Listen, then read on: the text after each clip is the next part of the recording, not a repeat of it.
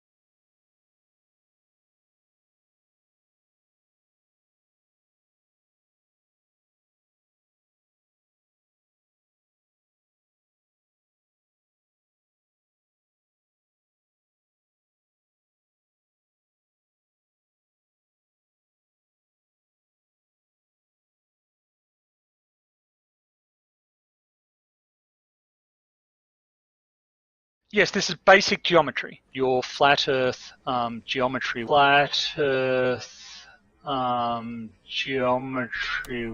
This is basic geometry. It is. I called you a flat earther. My name's Ramsey. Insisting that your flat Earth geometry will work. I'm familiar with the bubble, Morty. I also dabble in precision, and if you think you can even approach it with your sad naked caveman eyeball in a bubble of air, you're the reason this species is a failure, and it makes me angry. Did he say a five-sided square question mark?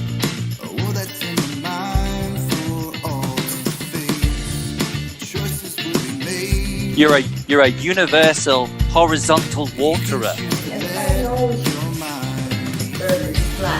You're drunk. I called you a flat earther. You want to experience true level? Do you? Yes. You want to experience true level? That auto level is establishing a horizontal. That's just the way it is. Because I've done the test with an auto level, which gives you a horizontal. Yeah, it's gonna look super flat. All right, come on.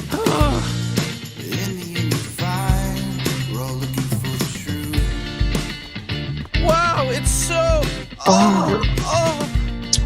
Three coplanar points. Oh, Christ. Yeah, true level, bitch. I called you a flat earther. If you're into math, there's a certain shape where you could make a five-sided square. Are you suggesting that horizontal can't curve? Oh, everything's crooked. Reality is poison. I want to go back. I hate this. What's his deal? Morty. Go to school, Summer. I'll go on Morty's memory and do a little. Randy, come on, that's a globe. And he eventually just gave up and said, yeah, I agree, it's a globe. Geodesic is a continuous string of infinitely small, straight lines. Yeah, true level, bitch. It's really flat and level now. Randy, come on, that's a globe. Yeah, true level, bitch. Randy, come on, that's a globe. Lance to the cosmic slaughter! Well? You seem to be in charge of what I get to remember. Why? Good question. Randy, come on, that's a globe. I'll go on Morty's memory and do a little.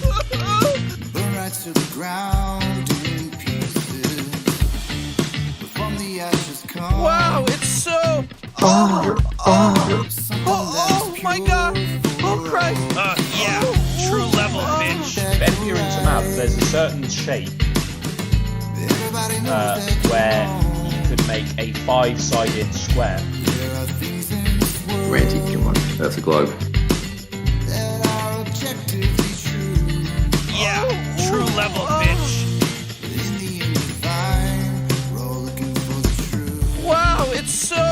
Oh my god! Oh Christ! Yeah, true level, bitch. I called you a flat earther.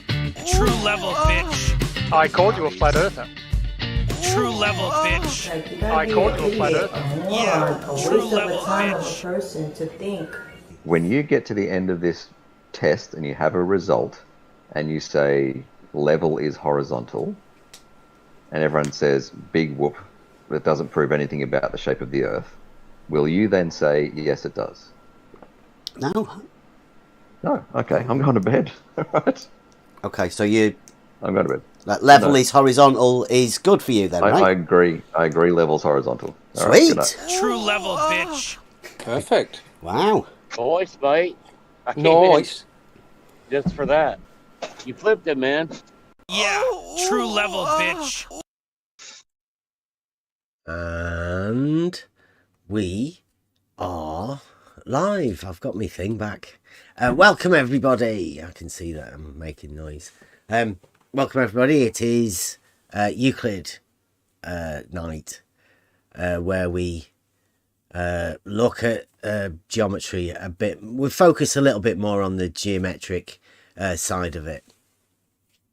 Although all of the others, the trivium and logic and all of that, all imply within the geometry. Is that you're hot micing a little bit there, Sparn? Sorry. Thank you. So today we're gonna most of this week we've been doing I've been doing a personal test. I don't know whether anybody notices anything different, but yeah, it's a little bit more freestyle in what we've been doing, opening the floor up a little bit more, hopefully getting other people to have a bit of a discussion, and also what's been happening in the background is interesting, what I have noticed, but may just be coincidence, so I'll not put it down as anything just yet. But I'm liking the way that this has gone this week. I like it's going, and we can probably do a fair bit more of this. Freestyling it. There's a few things that have been happening over since 2, 3, 4 weeks ago, when I did the couple of conversations that I had with Red's Rhetoric and I forget that other guy's name that I had Anderson? Oh. Yeah, Ryan. Right. Ryan, Yes. yeah. Sorry about that, Ryan. Not that forgetful. So since we've had those conversations and unleashed the argument, it's like a ticking time bomb type thing. Like when Beddy came round to introduce logic, he comes in and he misunderstands, misconstrues what we've been saying, and goes over and drops it in the heart of a globe community. Now, I told him to not do that. Purposely said, these guys have been purposely not addressing these issues because it's too much for them. They can't do it. We didn't understand back then, but now it's known as ECV. It's existential cognitive veiling. Because of the reality of the situation, these guys can't look at it. They can't address the issues that are coming from these things, and therefore have been hiding away from it. They've been pushing away and stopping the conversation because they don't like it. It's uneasy for them. Well, much like that, when I gave the argument, or when it went out into a greater community, a community that have been unaware of what we've been doing, the simplicity of this, the ripples take a while to feed out, and it's more about the reverberation, the bouncing back of these ripples when they come back in other people, and how other people have been talking about it. Now, obviously, the community of people that imagine it's not an argument, they're where these little ripples take a little while to brew. And we're sort of starting to get the a little bit of feedback now. It took a while, a few weeks perhaps, but you can feel it in the well, it's around. I can anyway, because mainly because I'm the trolls are telling me that, and you keep an eye out and you see what's going on. You can see these things changing. So we'll go over that tonight. And again, it's thanks to Betty. He starts these things. I mean, I do feel bad for some of the people. I mean, what Betty came in here, picked up logic, then pretended that it was flat earth logic, which I told him, I said, it's not. This isn't flat earth. This is just logic based on reality, as we've always been, just in the position of the reality. Betty's come once again to help us out. He took logic over into a community where we knew they can't have logic. They have to dismiss it. But Betty tried to go over there and pretend that there is a logic that they can be happy with. So shout out Betty for bringing this logic and dropping it in the heart of, well, he absolutely decimated one of the Discord channels that he was on. The original one. That of Bob, the liar guy, as I call him. The one that pretended that he could measure water dropping in the distance. But what actually did the end, what was the end, was Betty going over there and dropping a logic bomb right in the middle of them. He gave them a logical argument. And it's a hard thing for a community that doesn't have logic, that can't have logic. It's a hard thing for them to take. And what happens is there's I consider the art of the argument is you can state the argument, but if the argument is so concise, so simple, then what the reasoning process occurs naturally, and the conclusions are drawn without need for the conclusions to be said. And that implies the implications of such a thing too. Now, one of these things is that level being horizontal and all horizontals being parallel to each other. The implications of this are vast to people, well, to everybody, really. Once you understand that the simplicity of geometry, how perpendicular works, how all of the parallels work, that has to be denied. But I mean, how do you deny something that is so basic and fundamental? It's hard work. So I'll go over some of the comments that have seemed to have brought Betty back as the documentator. All right. So now that I'm here, now you can explain it to me. Here we go. Now you guys can People, explain it to me. So what okay, can we so explain to you? It's just a minute. Wait a minute. Just a if minute. hold on. Let me It's ask a not question about. because- It's not about you. I've ahead, not go actually ahead. finished. All right. Say what So- you got to say, man. Okay. So now that we've finished, we're getting to the end of what exactly we've been doing. At the beginning of this week, we did a logic piece. And the implications of this logic and basic logic seems to have caused a bit of a stir. Like tonight. So tonight is Euclid night, where we specifically look at the geometry of things. Now, we have a guest tonight. He's never been here before on these live shows.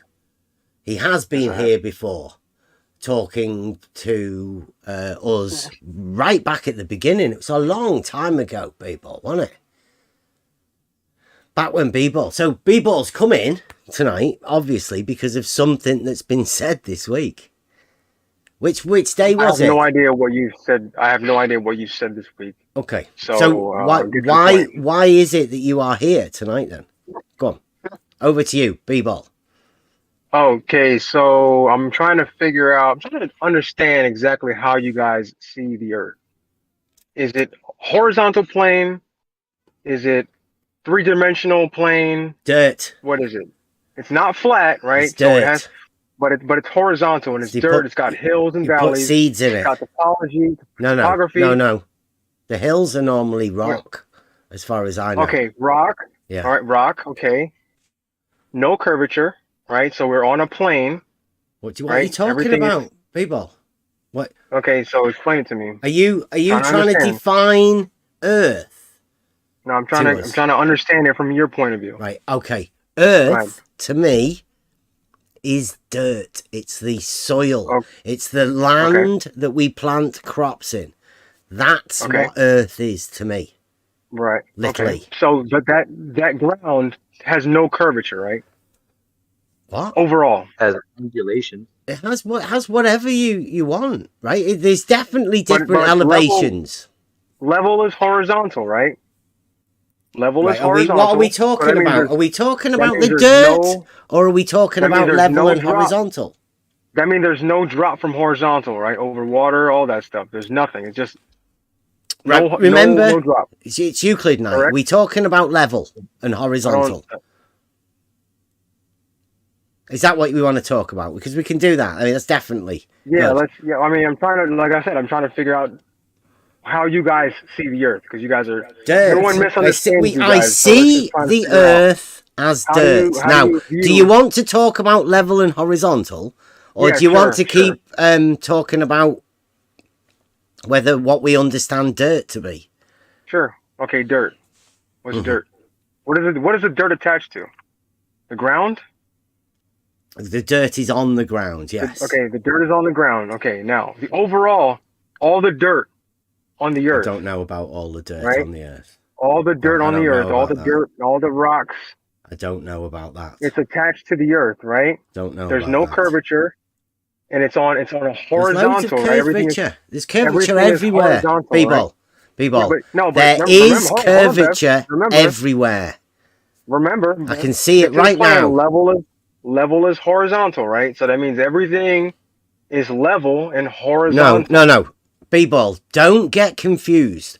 Are we talking about dirt, or seeing as it is Euclid night, do you want to talk about level and horizontal? I just told you. I just told you. We're talking about the dirt. Let's talk about the dirt. There's no curvature to the dirt, right? Yeah, there's curvature to the dirt. If you put curvature in the dirt, you can make curvature of the dirt. Sure, you can have hills and valleys, but remember, the overall Earth is a level horizontal, right? It's dirt. Yeah, it's all sorts of different shapes, isn't it? But it's definitely not a sphere, right? Definitely can't be a sphere because there's no drop from horizontal, right? Can't be a sphere. It's dead hard to make. You can make mud balls. Yeah, you can. Sure, you can. Like you can make snowballs. But we don't. But we know So the you Earth can make isn't the a ball, dirt right? into a ball shape. Yeah. Right, but we know the Earth isn't a ball, right? It's a horizontal. Well, if level I horizontal plane. make the dirt into a ball shape, then I can say, look, here I have a ball of dirt, earth, earth ball. You could. Yeah. You could, but we know, you and I know, right? And everybody on the panel I knows. don't know, your it's mic's a ball, going. right? Are you altering your distance to your mic or something? No. That sounds, yeah. But everybody on the panel here knows the Earth is not a ball, and everyone knows that it's a horizontal, right? Level is horizontal, correct? That's a different issue. Again, I'll have to tell you again. Level and being horizontal has got nothing to do with what shape you make dirt. Okay. So the overall shape of the dirt, of on the entire Earth, there's no curvature, right? I don't know about all of the dirt. I don't know how you would imagine to group all of the dirt together as a whole and imply something about it. I mean, that sounds ridiculous, but can you formulate your argument a bit better? Right? I'm asking you. So there's no drop from horizontal, right? What do you mean? There is no drop from horizontal. That's a strange statement to make. What does it mean? Water level and things. Your whole argument about water levels and things like that. A level is a tool for establishing a horizontal plane of reference. Exactly. Yeah. I know. Mm-hmm. Say that again. Can you say that again? Level is a tool to establish a horizontal plane of reference. Got it. So what happens when we view things that drop below that horizontal plane? What happens when you view things that drop below that? What do you mean that drop What's going below? On? We call it drop, vertical drop. Yeah. Vertical drop. Right. Okay, vertical drop. Right. Okay, so it's that will be a change in elevation, correct? Yes, a measured change in elevation. Now, from the reference plane. Here's another question. Now, if I know, right, that a building is taller than my elevation, but when I look down at water level, it falls below that horizontal plane that's established by the water level, is that a change in elevation? Did you say you look down a water level? Yeah. Wow. I didn't stutter. Okay. How would you know whether or not the two ends were level? You'd have to look down it, right? No. Okay, so how? Okay. You just know that the water is at an equal. So you wouldn't altitude. You wouldn't look to see. You wouldn't look to see whether or not one end is level with the other end. No, you wouldn't do that. Me personally, no. I wouldn't look at. You don't need to establish your sight line. What would be the point? What would be the point of using a water level if you didn't do that? Because a water level is a tool for establishing a horizontal plane. Exactly. So when you establish that horizontal plane, that extends from one end to the water level to the other, right? Yep. Okay, so you would have to look from one end to the other, right? No, there's no need for a sight line. It's one of the benefits of a water level that no sight line between the two ends is needed. So would you just use one end then? You would know that both ends are of an equal altitude. Right. So how would you know if you didn't look down? You would just know. You would just know. Because so what would be the point? What the body of water. What would be the point of the other end if you didn't look from one end to the other? You could just use one. You could just use one. You know that they're both at an equal altitude, right? Right. Yeah, so that's the point of it. How would you determine if it was level? How would you do that? You just assume it's a water level. One side, yeah, there's definitely no slope to it, right? Right. Okay. Let's say I was trying to build. Can we say, I like, don't did know, you a say fence. yes, yes? Let's say, So, hold like, on. in Let's say agreement, so there's no slope to a water level. No, there's no slope. I agree with that. Good. There's no slope. Right. There can't be a slope because it's always level, right? The water would always have to be level. But if let's say I'm making a fence and all my posts have to be the same elevation above the ground. And I was using a water level. The same elevation above the ground, or the same elevation as the ground? Above the ground. But the ground could have different elevations too, right? Hold on. See, that's so that's a meaningless statement to say that they have to have the same elevation above the ground, because above the ground is a meaningless thing for you to tag on. If they either have the same elevation, regardless of the ground. Okay. Yeah. Now I'm in a flat parking lot, and I'm trying to build a fence, and I'm using a water level, and all of my posts have to be at the same height of the water level, right? How would I make every single post the same height as the water level? Would I just You would start off with the base somewhere at your established height that you want, and then you would move the end of the water level to each of the posts individually and mark it. So then you would know that they are all at the same elevation as the water level.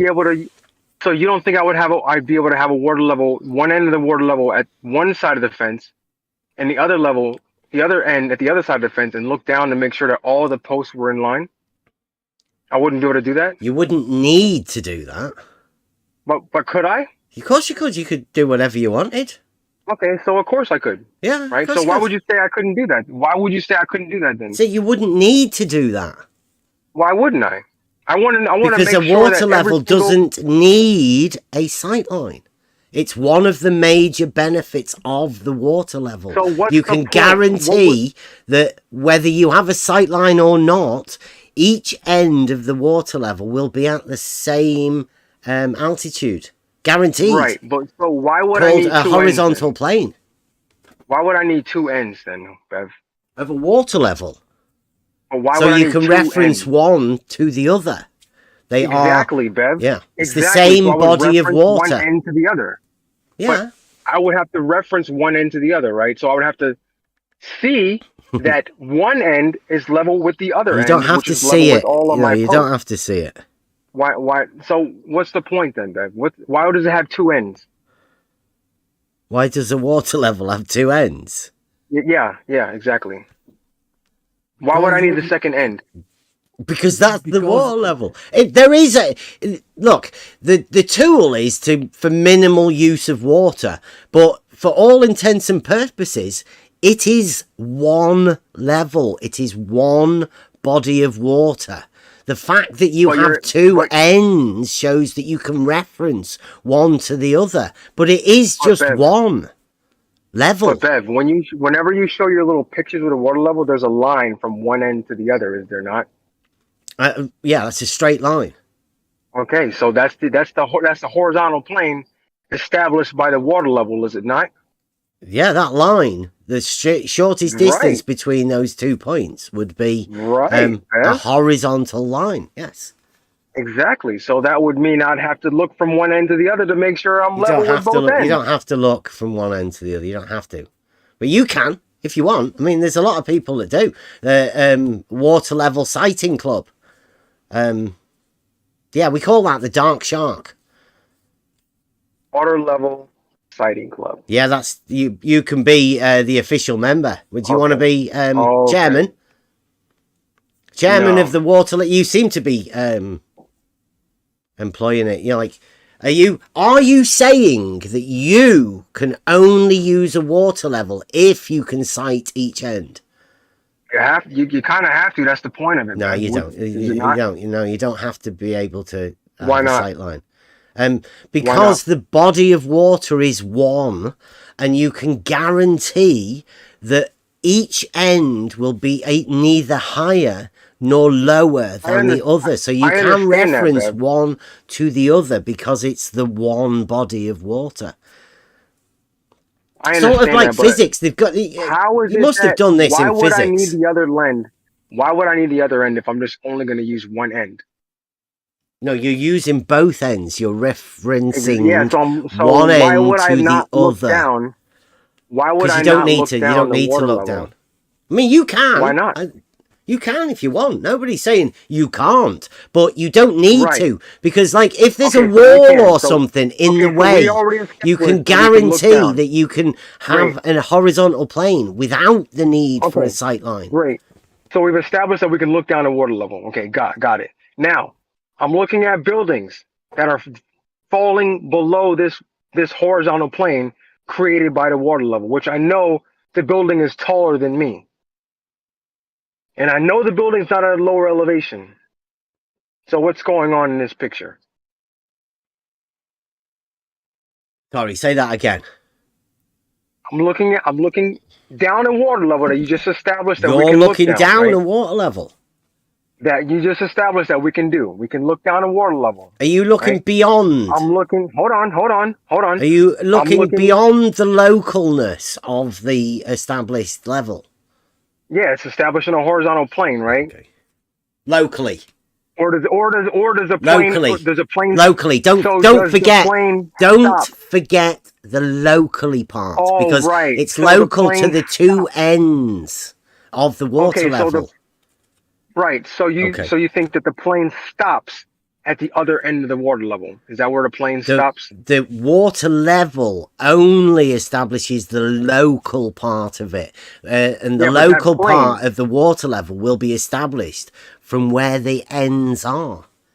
The horizontal plane. Does a horizontal plane stop at the other end of the water level? Planes geometrically are infinite. When did they get out? I'm about to go get them now. Okay. So I'm looking at buildings. I'm looking at buildings in the distance. I'm looking down the water level that you can establish. How big's your water level? Hold on. Before you ask how questions, big is let me it? finish. Before you ask questions, let me finish. Okay. I'm looking down the water level. Both ends are even with each other. But in the distance, there are buildings that are dropping below that water level. And I know that the buildings are taller than me. And I know it's not a lower elevation because I know the height of the building. How is that height of the building established? Because we know the height of the building, Bev. How was that established? Do you know? Because the height of the building is known. Yeah, but how do you know how it was known? Do you know the procedure they went about to establish the height of that building? When they designed the building, they know how tall they built it. The plans. It's on the plans, yeah. So you saying that they knew the elevation of the land. Sure, I know that, and we know the building. They know how high the building was going to be. Yeah, we know the building's not 50 feet tall, right? I haven't got a clue. I don't know. This is your fictional building that we're talking about. So the building's about 200 something feet. I'm in an elevation of about 58 feet, but for some reason that building is dropping below my horizontal. What's going on? I don't know. Is that with the water level? Is the water level dropping? No, the building in the distance is dropping. Right, okay. Can we get these established facts? Because I don't know what you're talking about, really. So how big's the water level? Just think about that. How big's the water level? I gotta go. All right. This has been fun. I gotta go. Yeah, it's been great. Thanks a lot. That was B-Ball, one confused,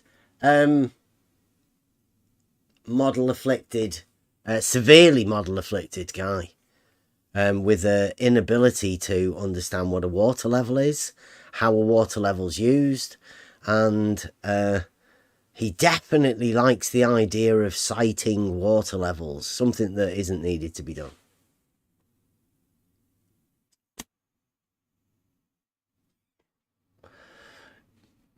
Dinosaur Falcon says that guy wasn't very bright.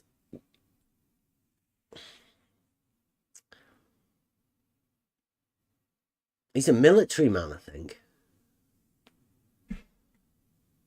Don't know what sort of operations he's doing. Special operations.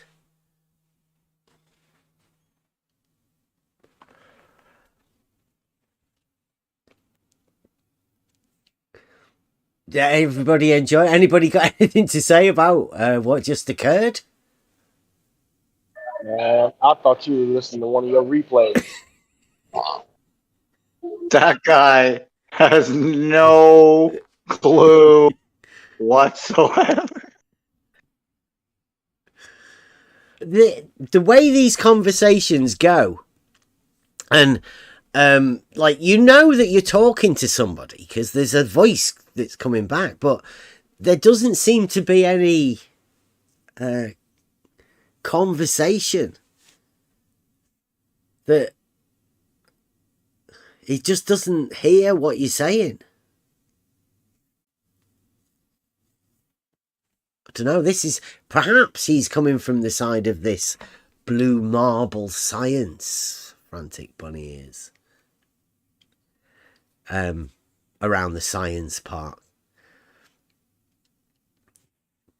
I don't understand why he insists on that this water level has to be cited, because the idea for water level is that if you can put one end of the water level on one side of the building and other end of the water level on other side of the building, and you cannot see that, you know that these 2 points are on the same level, so to speak, so on the same elevation, so you don't need to see that.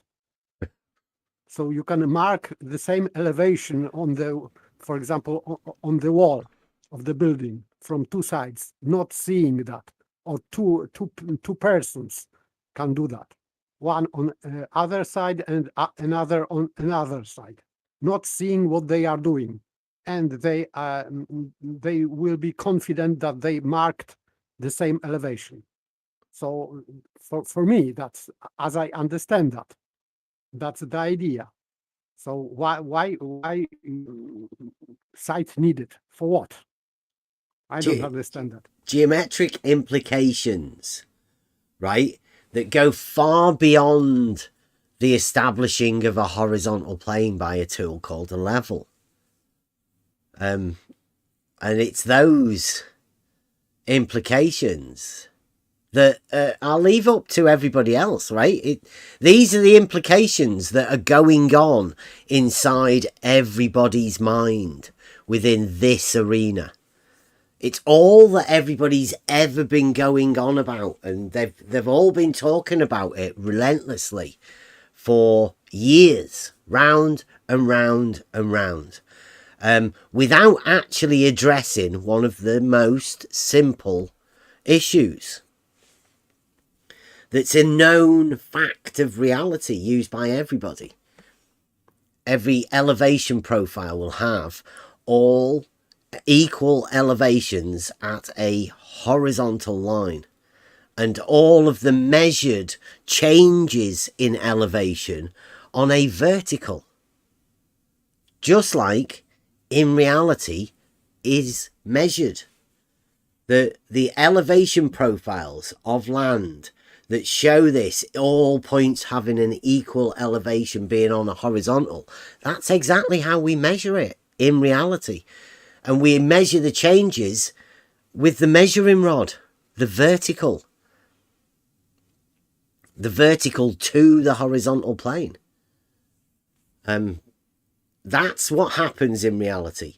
The elevation profiles that are drawn to scale for those measurements are the elevation profiles that everybody's seen. All the horizontals are parallel and straight. And the geometric implications of that, just look at Euclid. and it's not really much of an implication. Everybody knows that horizontal and vertical are perpendicular. That's another known fact. Implications of it depend on how much you think about it and what it is you're thinking about when you do think about these sort of things. That's what we've been doing. That's all we've been doing here. Subtly showing people that reality is very simple. And there is no argument against it because it's so simple. How could you make an argument against vertical and horizontal being perpendicular? Or that a water level or a tool called a level establishes a horizontal plane? You can't.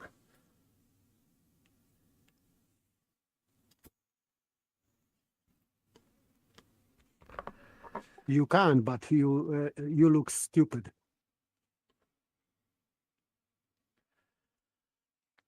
Well, they have special people to do that, obviously. Thanks, B-Ball. Yeah, kamikaze. He tried to drop it and then leave, as though there was some really great point that he was making. Maybe triggered because of the Betty thing. It's obvious that logic is the key to this whole thing. It's logic that gives you the reasoning ability. It's logic that makes you imply whatever you want from level being horizontal. That horizontal and vertical are perpendicular. What that implies is that there is a geometric relationship between reality and Euclidean geometry. Euclidean geometry is the geometry that we use to describe reality. That link is obvious to most people. Only when you think about it. If you don't think about it, you never put the pieces together. And sometimes when you do think about it, and when you do say something to somebody, there becomes this strange adverse reaction to you asking a question. Because the little processes, the reasoning processes that are firing, they're not used to doing that. But this particular argument, it forces you to use that reasoning thing. And that's it. It's exactly what I was going over tonight. Great that this has come round, and thanks, B-Ball. Because I've been, this week, I've been seeing whether, because there's a group of people that have decided that they want to leave us alone. Because obviously it's too much. It's a hard work, this. But as we've thought, there's no way you can leave it alone. It's like the forbidden fruit. There's a problem, and everybody wants to sort problems. They like a challenge, especially with a thought thing that's meant to be sort of a puzzle for you to work out. Now, for certain people, there is no puzzle. It's just natural. It is. There is a knowledge. You know that each end of the water level will have an equal elevation. But what that means, people don't look into. I mean, I know where me and Spot On are the prime examples of this. We never thought about this until somebody stands in front of you and says, no, you're wrong. That's not what happens. But You've forced yourself into a position where you need to be able to prove it. You realize there is no proof. You just know. But knowing isn't as much of a big thing until somebody tells you you're wrong. And when you're forced to prove something that you know as a natural thing, then you have to look into certain areas. And that's where the reasoning process comes in. That for you to be able to come out at the other end with an honest answer for yourself, you have to be able to drop all models that you're working from.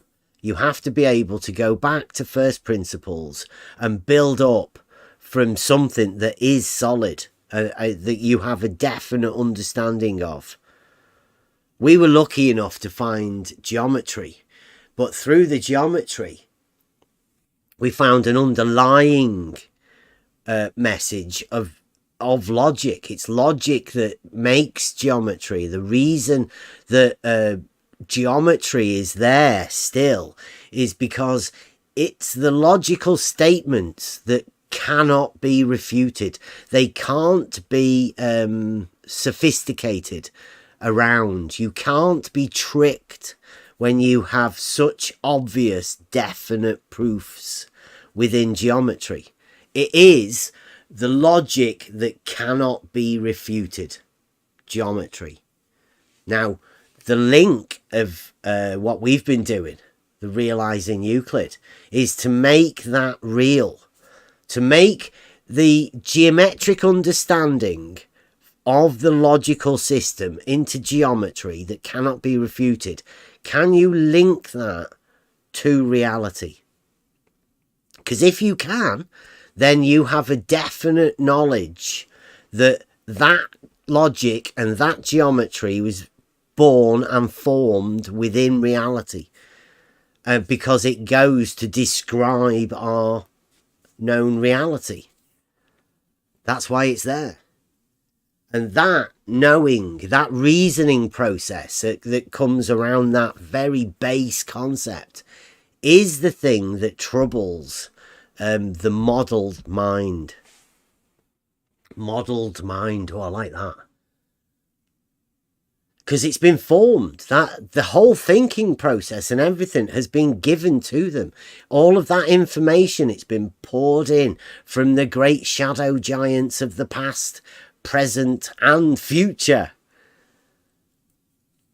Because they do. They have shadow giants in the future. Future shadow giants. It's within the concepts of this globe model. And it's within their ethos, as they can't look at a logical process. And if you can make that logical process so simple, then it's very easy to spot a modelled mind, because they won't be able to go with it. Deflections, obfuscations, anything to not address the issue. They completely misunderstand. B-Ball said that we agreed that a water level is sighted. It's funny. It's funny the way the minds of these people work, and it seems like the simpler the mind, the more obvious it is to see what's going on within it.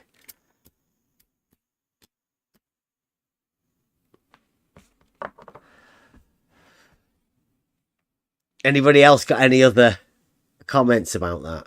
I don't want to be waffling, but I think these things need to be said every now and again.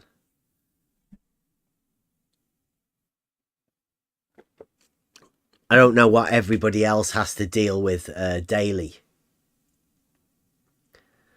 But so you're done waffling? Go on. I'm just kidding. I offer you the floor. No, I'm just kidding. But I'll say this though. I think, and I've said this before, and I think even more now after seeing what I've seen, especially today in the past couple of days. To make a long story short, I think they're coming here. You know, like remember we're saying they can't keep away, right? Mm-hmm. Now, I think they're coming here to try to convince themselves through us. Like, if they can convince us, somehow they have it in their heads that it's going to be all right. It's going to make it right somehow. I don't know. I can't explain any other reason why. Well, when I came into this, I came into it as a normal bloke with no experience of talking to anybody, being quite shy. But with my son, trying to understand things for him, knowing that I have to push myself so I can help my son out as much as possible. Hopefully, I've developed myself into a character that he can see. Because I don't think that the old me is something that would have helped my son.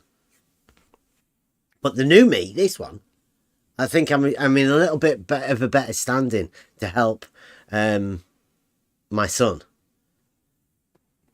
And I'm guessing, hopefully, autistic people everywhere. Because there's a little bit of autism in everyone. Yeah, this has helped my son. Yes, thank you very much, Tiz. Either count.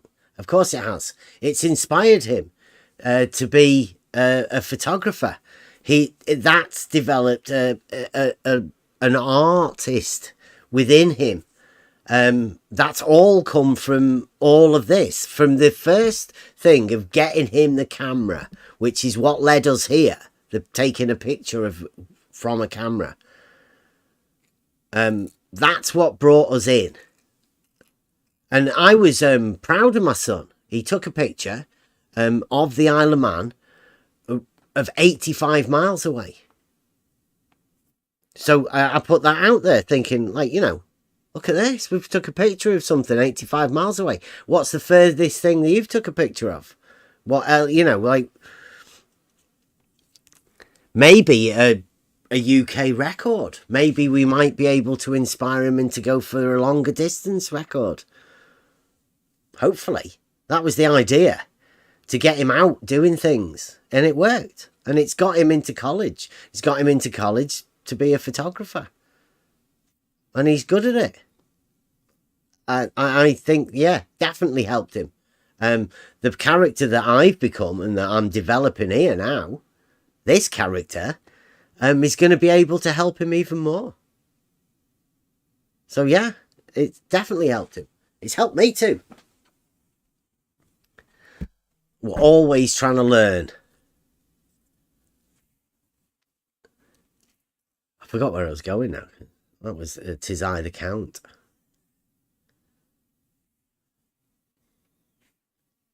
So I just missed the last half an hour because I had to work outside.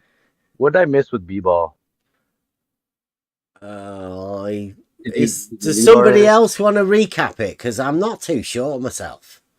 I was involved in the conversation. Somebody else listening from the outside might have a better view of it.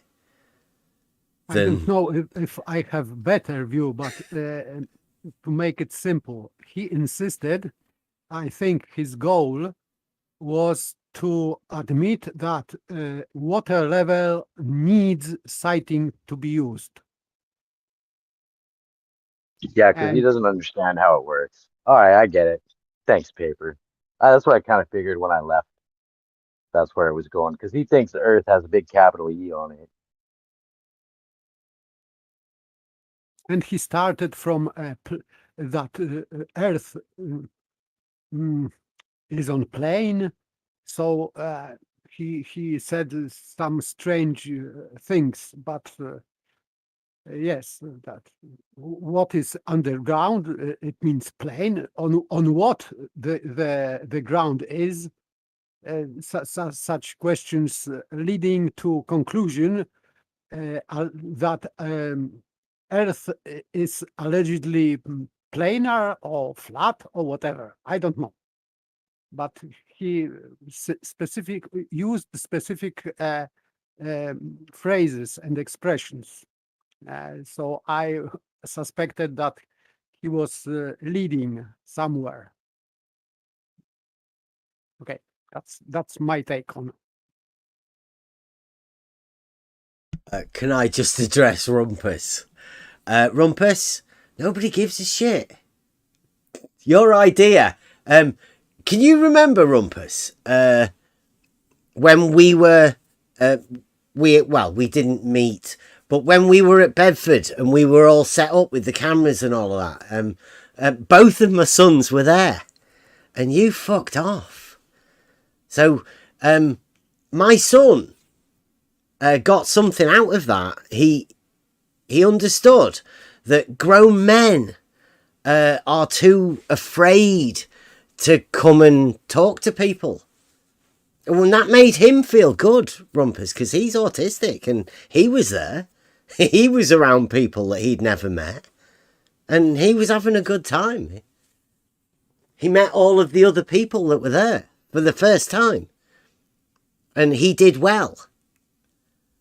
And he saw you and Farmer's Boy run away. Didn't come over to talk to us. Like a big grown man running away from a 15-year-old lad. He was at that time. So my son won't regret anything, Rumpus. He definitely doesn't regret going there on that day, taking the pictures that he did. When are you doing your video, Rumpus? Because we've got some stuff we want to bring out from when we went there to Bedford, but we're waiting for Rumpus to do his thing before we unleash it. But Rumpus is never going to put his stuff out because Rumpus knows the moment he does, we've got footage and stuff that's going to absolutely kill it. We're going to be able to prove that Rumpus is talking shit, and he knows it. That's why he's so obsessed with us over here. That's why he's so obsessed talking about my family. Must be embarrassing, Rumpus, to have built up a narrative and a story and a character and all of that and just have it trounced by a 15-year-old lad. Must be really upsetting for you. I'll get the GIF. I think I've got it in here. Be a fair bit down here.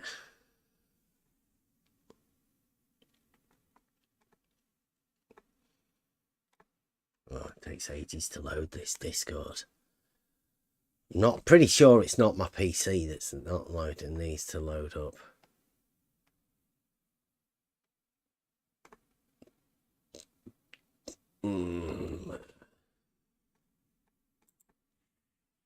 I'll get a picture of it. So the implications of this is what is going on now. The beauty of the argument is you can just state the argument. Then the rest of the process, the conclusions and all of that, come naturally. You don't have to state them.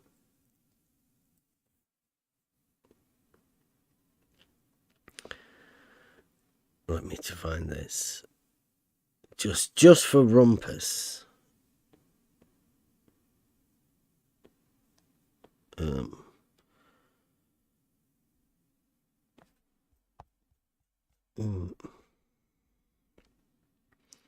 For when we went there, because everybody knows that Rumpus has been to Bedford to take some, well, to put a flag up or something. There we go. He did reconnaissance for the never to happen mission. So I don't know if everybody knows what the difference between Rowbotham and Wallace. What Rowbotham did supposedly was look down the canal from 8 inches in height, which is what my son did when he first got the camera. What an introduction, eh? P1000, 8 inches above Bedford level canal, looking down it and filming it. Filming exactly what Rowbotham did. Talking about you now, So we went there and did that. That was the first introduction to, I don't know, going out and meeting people. Driving a car for... Waking up really early in the morning, driving the car, going down there, and then coming back late at night. One hell of a weekend. It's great. With a camera that we just got. Right? But then... Shout out to Little Rowbotham Jr. Well, then we go back because we were told that Rumpus was going to do it, and we were waiting to go and see when Rumpus was doing it. And then we realised that Rumpus wasn't going to do it. And we were told that Rumpus wasn't going to be there. So we went down there for the weekend. Because we had a on the level meetup. There was me, my 2 sons, Spot On, Blood's Thicker, and DP. We all went down there. We all met up. We set up the auto level and we set up the cameras and we looked from the bridge down towards the other one, which is what Wallace did. So my son, as you can see there in the shot, it is the guy that has a P1000 and has the footage of both the Rowbotham footage and the Wallace footage. And the Wallace one can be done anytime. Anybody with any cameras could be able to do it. Rumpus should be able to have put some footage out there. When we haven't put any of the footage out there because we're waiting. We don't want to steal Rumpus's thunder. Rumpus has got the big thing, the globe claim of the drop of the water level and all of that. The nutsack drop, as we labelled it. Rumpus gave it that.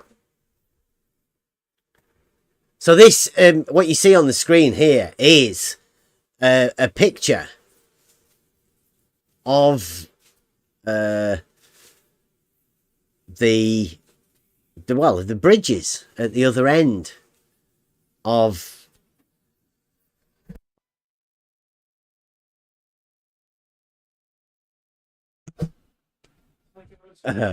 so yeah, you can just see so that's what Wallace would have done. That's exactly what Wallace would have done in his supposed thing. And as you can see here, this is the bridge that we're at, the Fens. This is them on the bridge. This is the canal. The water goes all the way up. There is a measurement thing so they know the height, elevation of the water, and it is here. You can see 1.25 meters above mean sea level. That's the height of the water that is here at this bridge, and this bridge is seen here in this picture, and that's where this measurement stick is here at this bridge. So you know the height of this water here. We've got footage of us measuring the height of the water, which is different in between the sluice gates, but Rumpus will be telling you all of that sort of stuff. So the water level goes all the way up there, and there's the bridge at the other end. So this bridge at this end is about 5 meters above the level of the water, and this bridge at this end is about 5 meters above the level of the water. So you can see, it is definitely possible for you to see from, with these cameras, P1000 Nikon, you can see the bridge, you can see the water, you can even see the water going underneath the bridge. And then this big sluice gate at the other end. Because just on the other side of this berm here is the river. And it's at a higher level than this water, because this is all drained, this land here. And over on the other side of this is a river. And this is at a lower level. Farmland in here. And these are drainage ditches. So they know the level of the water. And you can definitely see through my son's picture here that you can see the bridge at the other end. And Rumpus,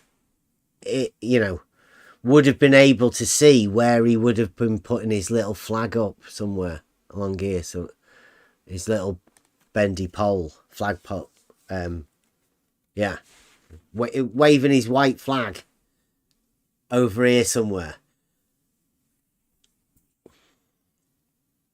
But Rumpus never came over to see all of this equipment here and to see what we were seeing at the other end. Never seeing the auto level. And we've got loads more. We've got loads more pictures. Don't forget, we had an auto level here. And when we were there, we were live streaming this footage to this Discord that we're in at the minute.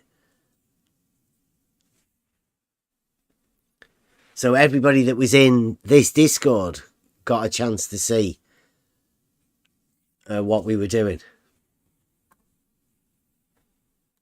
All of this water on this 6 or 12 mile, because it's 6 miles from this side to the other, but they are broken up by internal sluices as well, these canals. So this stretch of water here is like 6 miles, and it's all the same level, and this is measured at points along it. Only one measurement needed, only one measurement point needed across the entirety of this water here, because you know that all of the water in this will be at the same level. Rumpus will be doing a video about it soon, maybe the one that addresses the hump and the drop. For Essie and Mobius and Askin. I think Askin got an invite to that. He seemed to get dropped when Rumpus was turning it into a debate. He might be scared of Askin. So yeah, it's good. This week, hasn't this week been good? With the people and the, how they're trying to formulate these arguments. Fight the Flat Earth established the other day that he is sort of making a bit of an argument. And I think everybody thinks, well, if Fight the Flat Earth can do it, then anyone can do it. What the hell? Huh? Yeah. Yeah, I mean, who wants Fight the Flat Earth to be the front man for this entire thing? I mean, everybody must be thinking, I think I could do better than that. But, I mean, if Fight the Flat Earth wants to be the one that, pushes himself out there as the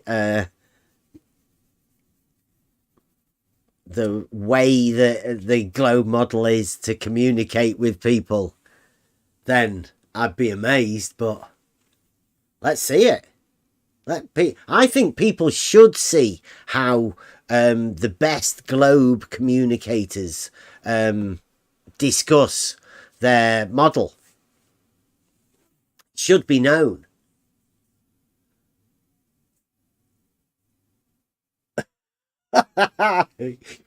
Rumpus says, I will be doing a video on the globe model, drop, level, etc.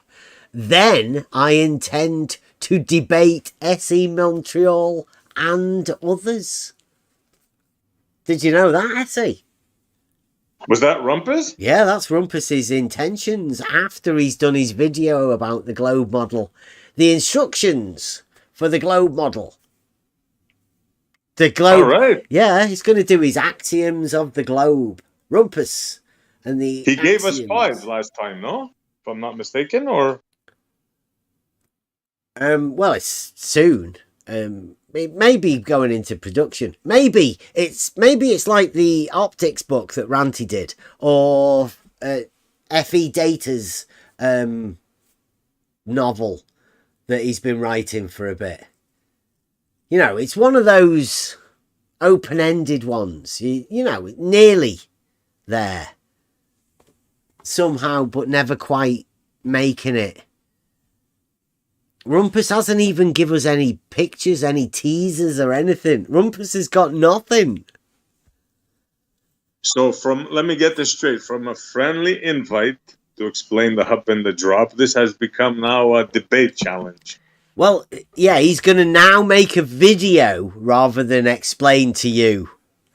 And then he's going to debate you afterwards, yeah. It's completely changed from what it was. Mainly because Rumpus has got scared. He's shit scared of it. Oh, do you think it's that? Maybe I would Absolutely. Think maybe... He knows he has no argument. He knows he's got nothing. He knows he had to run away from us because he can't even look at what happens when you use proper equipment. If all you're doing is looking from one end of the canal to the other, then surely how difficult can it be? Why do you need to put a flag at the other end? Why do you need to build a pole? Who got you to do that? Rumpus and somebody else decided to try and teach him that it's a Wallace thing. I did hear something about a Wallace. Like an advanced Wallace. What was that? Was that Rainy Lake? I think I heard somebody big in that as a thing. But I think that's what Rumpus is doing. Rumpus is trying to tread in the footsteps of greater shadow giants. Maybe crazy shadow giants. Do you think the poles are going to rust there that he left in the field? Wow. After like 3 years, probably no good, right? Rumpus, update again, right? I have always, this is Rumpus, he's always said I would do a video first and create a website. He's always said this. I've never heard about the website. It's the first time I've ever heard about it. And then debate SE Montreal. The only person running is you as you censor diagrams and debate. Rumpus can't talk to people. But yeah, have you ever heard that, SE? First time I hear this. Yeah, he said he's always said it. I mean, this just goes to show what happens to the globe mind. Model affliction affects them all. And Rumpus is a severe case. Of the great imaginings. Rumpus is imagining things that is never said. And he imagines that he's always said it. And nobody's ever heard that before. I'll tell you what he did say, though. First, he said, going to have me on and explain the hump and the drop. Yeah, it's how they were the same thing, right? Yeah, but there's no paradox there. Yeah. Then Buster got, not Buster. Then Mobius got an invite. Then Askin got an invite, which is absolutely fine by me. Both solid lads. Then his test never went through. Then he started saying that he's going to explain the test to us. And now it's turned into a debate with me alone, which I don't mind, but I mean, make up your mind, Rumpus.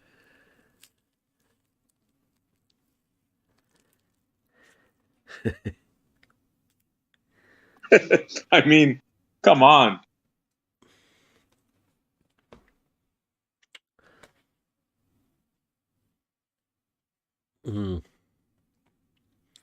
I don't know if anybody would host a debate with Rumpus and anyone. It's just not any good material for anyone. It's not good optics for the Globe side. It's not good optics for any sort of debate. It's not good optics for the presumed brilliance of Rumpus, even if it's imagined in the people around him. But let's face it, everybody knows that Rumpus is a waste of space. I don't think they'd really like it if Rumpus were to do this. Robotham, Wallace, Rumpus. You can imagine adding the name The Rumpus to this illustrious name. Nobody knows about it. You go down there to the pub that's on the bridge and ask about it. Nobody fucking cares. Nobody knows anything about these people and what they supposedly did, and whether they did or didn't actually do it. Nobody knows and nobody cares because ECV doesn't allow anybody within that arena to address the issue. I don't think anybody can, really, honestly. It's too much to think about. So simple and troubling to many minds. Obviously, Rumpus.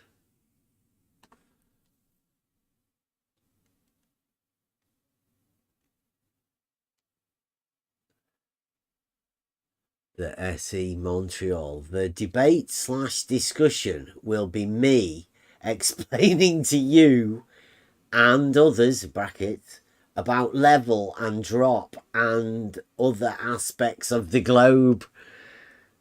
Right, so it's a debate / discussion now. Back to square one. Yeah. Yeah. That's why it'll never happen, Rumpus. You can't control yourself. Nobody would host it. You'd have to do that all on your own. Even I reckon Blue Marble wouldn't even do it. Because Blue Marble has strict rules about who he allows in on his Blue Marble science. It's a bit of a private thing. And I don't know why anybody would want to be listening to what Rumpus thinks about the globe model. I don't think it's going to go down well. What is the title of it? Something like Rumpus 100 proofs of... You're going to do like a debate type thing. List them off. I hope so.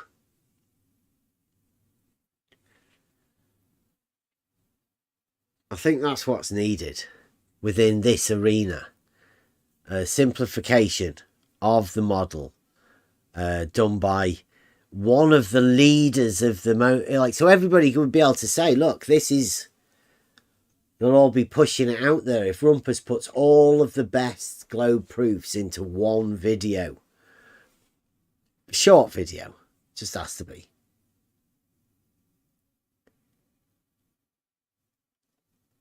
Actually, we could do that. A short video about all of the globe proofs.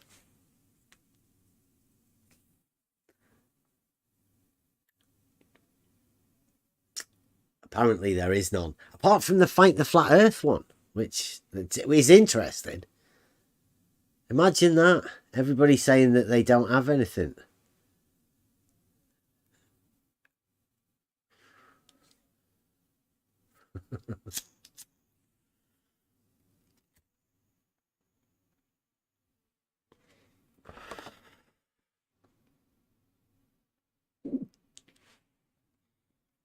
Rumpus. I don't think Rumpus would know about Brenda and McToon. I wasn't actually the other day. I wasn't saying that McToon and Brenda are the same person. Just that they could actually be in the same house. They could be partners, for instance. Brenda is McToon's wife, you're saying? Brother? Bro. Okay. My mind went to a different direction. You know how you look after family. No matter how troubled they are. It might run in the family. You never know. Just saying that sort of similarities are there. That's all I was saying the other day. Hey, I wouldn't judge anybody. Just asking. Oh, this is getting better. Rumpus is definitely the guy that you need to team up, Rumpus and Fight the Flat Earth. He says, the discussion / debate would be the subject of the supposed contradictions in the globe, which, according to S.E., Mobius, or others, is the coexistence of hump, drop, level, etc. He can't see the contradictions of the hump and the drop. Unbelievable. Yeah, that's dialetheism. Oh, definitely dialetheism. Well, at least dialetheism. At least. At the minimum. I mean, yeah. ECV for sure thrown in for good taste. Yeah, a hump of paralogisms. Yeah. But that's great. Fistful of contradictions. Yeah. But they can't see them. That's one of the best things I think we've found, is one of the surefire ways to tell whether somebody is model afflicted is to show them an obvious contradiction and watch what happens. I mean, it's slightly dangerous to open people's minds up to these contradictions, because how do they deal with it? How does a mind deal with a contradiction? I mean, if the mind is able to accept the contradiction, then you end up with people like Rumpus, Plato, Brenda, like the Flat Earth. They start developing their own structure of how logic works, because their logical framework has been shattered. You've allowed a contradiction in there. And then everything's their own. They're making their own shit up from there on in. Oh, yeah. This is classical Stockholm syndrome. They've received the message. Like Buster says, they accepted the message, the model. They received it, they patted it down, and they adopted it. And now they get upset when somebody puts it down. It's like classical Stockholm fighting for the captors. It's amazing. That's what happens when you've had your logical system broken. Literally broken. Like the minds have been broken and reformed again as a drone, as just a repeater of the so-called well, it's information that's just been poured in. Yeah, it's like a hive mind, like the Borg, Star Trek. Whatever the top hive mind says, in their case, the white suits, they buy it, they fight for it, hands down, no questions asked. Dark matter, dark energy, the whole bit, traveling at millions miles an hour, all the vectors, the whole bit. Yeah. Well, to point out that the contradiction is only there because of the globe model injection into the thing. In reality, there is no contradiction. Level is horizontal and vertical is perpendicular to horizontal. Yep, and everybody knows where up is, and everybody knows where down is. Yeah, up is that way, down is that way. That's it. Down never turns back into up again. Where you're pointing. Yeah. But once you inject a model in there, those things aren't as simple as they seem without the model. That's why we say the model affliction makes you say some stupid shit. Like that down turns back into up. Yeah. Some crazy stuff. And that somehow vertical and horizontal are both straight lines and they are perpendicular to each other, but somehow you can get horizontals that aren't parallel, or you have to have horizontals that aren't parallel. Exactly. They cannot be parallel. Not even 1 centimeter apart. It's crazy. How can you build a house? How can you build a house? Practical means of the use. That's where a lot of these contradictions come in. Like, how can you level the basement of your house? You know where the sewer part is? How can you put a sewer in the middle of a room? I mean, it's. Oh wow! Well, let me get this. I'm only after the.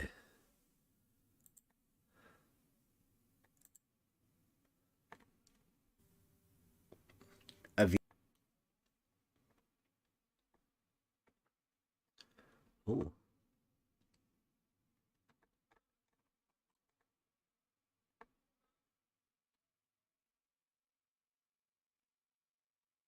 Where's the comments?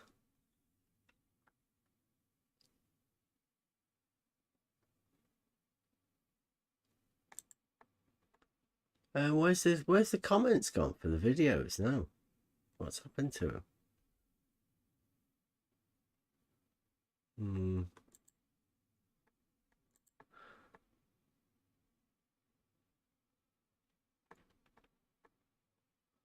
Oh, here we go.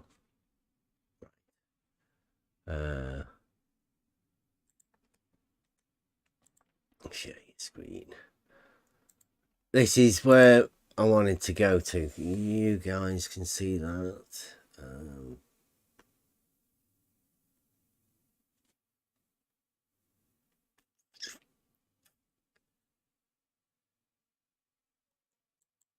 We're good in Discord.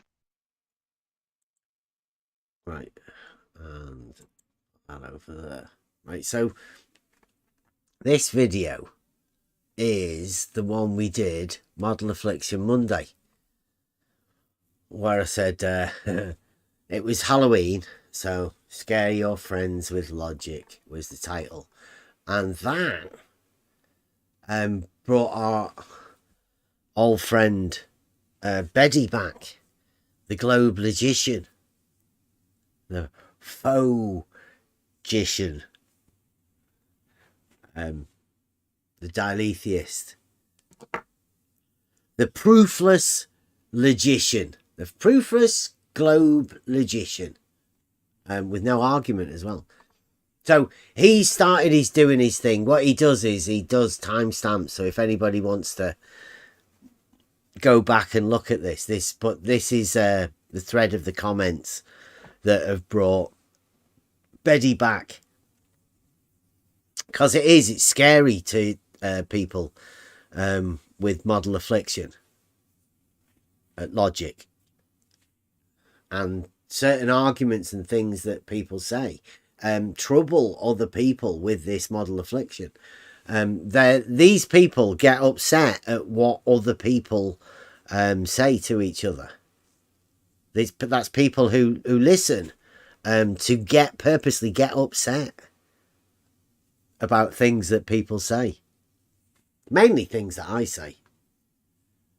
So Betty's good at doing this. So thanks, Betty, for documenting this week. Thank you very much. So obviously I'll go through them from the top to the bottom.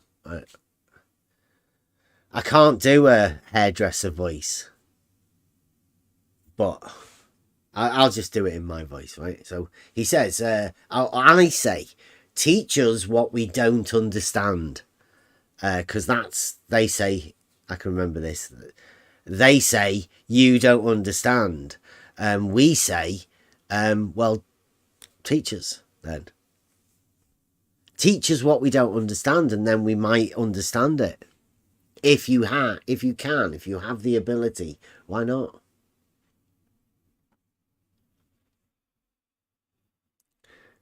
So this says, teach us what we don't understand. And he says, elementary logic, and particularly understanding the concept of valid argument would be a great place to start. Happy to help. So Betty,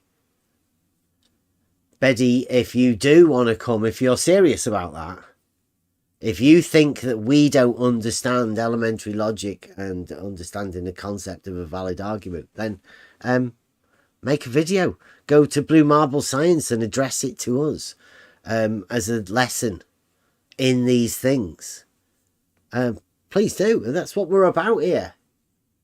We want to try and progress this a bit more.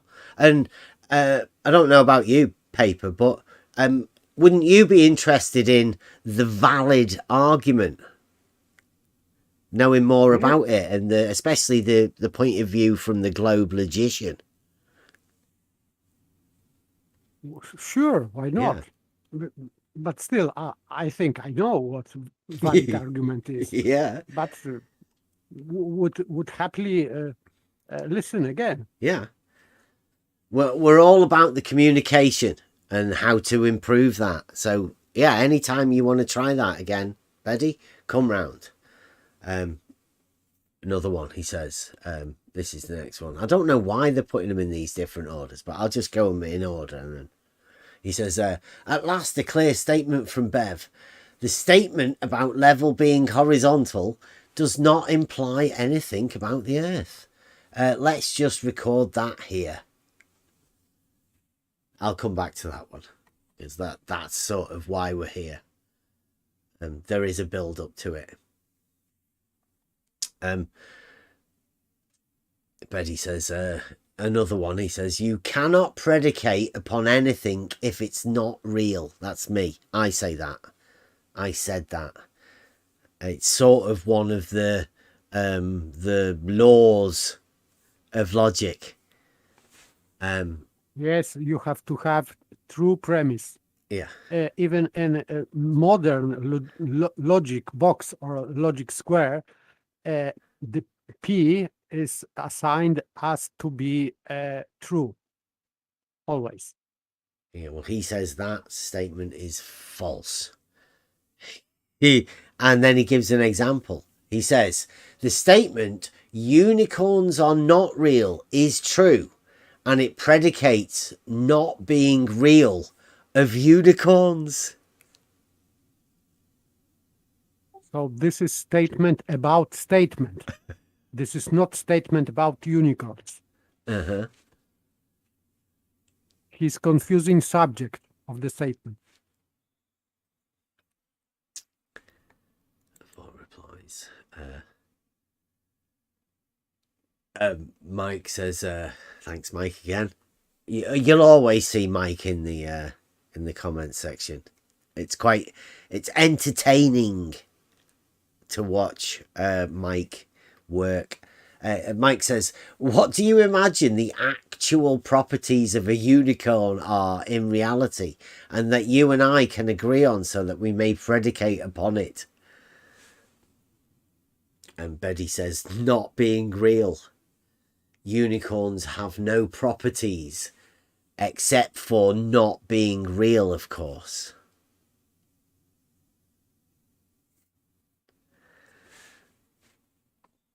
Shout out to Big Blue in the chat. Good to have you, Blue. Not being existent, this is not predication about unicorns. Yeah. Yeah. Yeah, I mean, you could replace unicorns for anything in that particular form. It's just about things that aren't real, which is strange that somebody decides to go to something that isn't real to try and formulate an argument or a discussion or a predication about something that isn't real. I did that yesterday. It'd be like a common theme with him, right? This is Beddy, the globe logician, the proofless globe logician. And he's setting something up here. He's setting up a paralogism, a philosophy of paralogism, acceptance. The unicorn paradox. Betty says, I already said the proposition unicorns are not real predicates not being real of unicorns. What do you think it says? If he's predicating that unicorns don't exist, it means that he is erasing all other predications, because first it has to be exist to establish substance.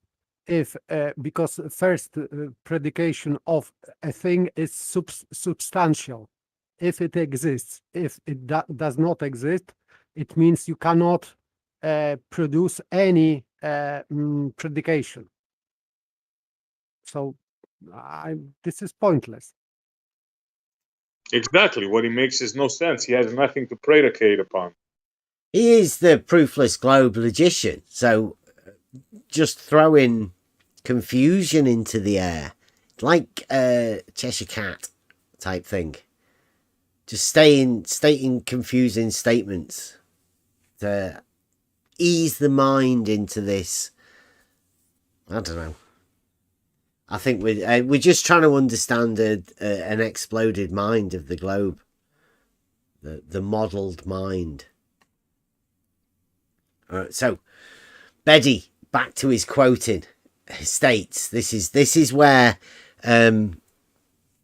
what we do at the beginning of the week can have ripple effects, and this obviously is one of them. I state, I have a proof that the earth is not flat, but level equals horizontal.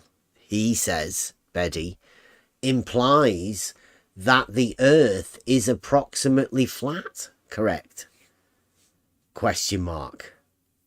Asking a question. No, not correct. No. Yeah. Quite simply, it applies nothing about, like, only the implications within the globe model mind. Actually, there's no implication about it at all. It's a statement of fact that can be backed up with proofs.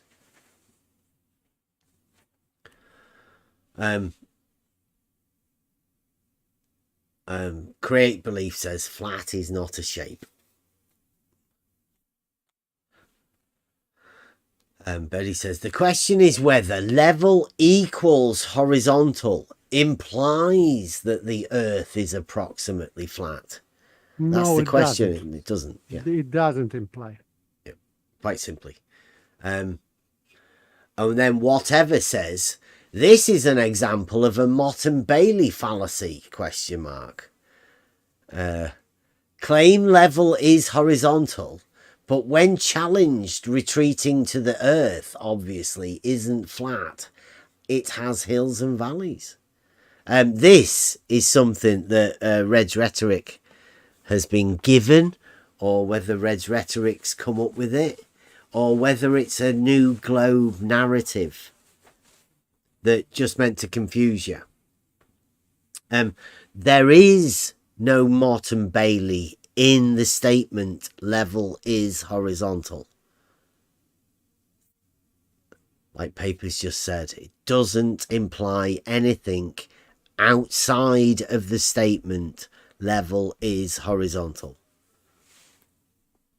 And what's even worse is you use level being horizontal to establish that it is not flat. So adding approximately in there, approximately isn't, when you know for a fact it's not flat, then approximately means nothing.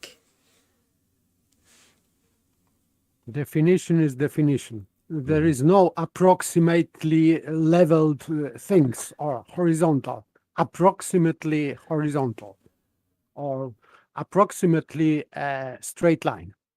Nonsense. Yeah. Geometry and mathematics and logic does not work in that approximately when you're making these statements, especially deductive logic. Doesn't have approximately. Sounds like inductive to me.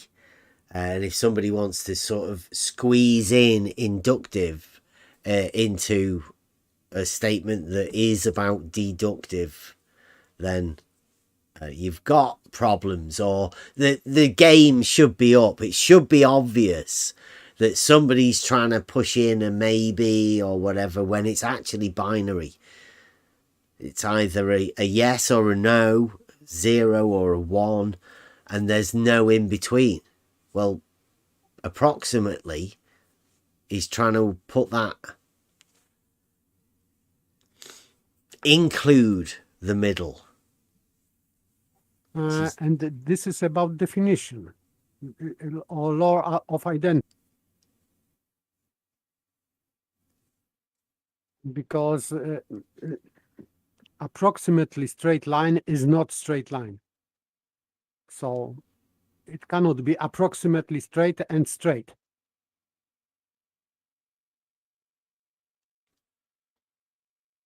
Carry on, because this is going into a good. That's it.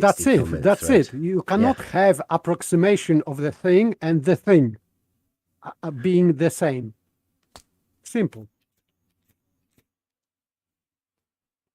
Right, so Betty says, question, is an old vinyl record flat, question mark?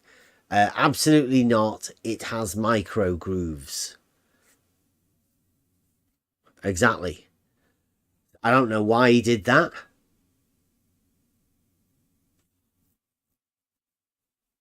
This is, I think, Brenda or Alphak brought that first time.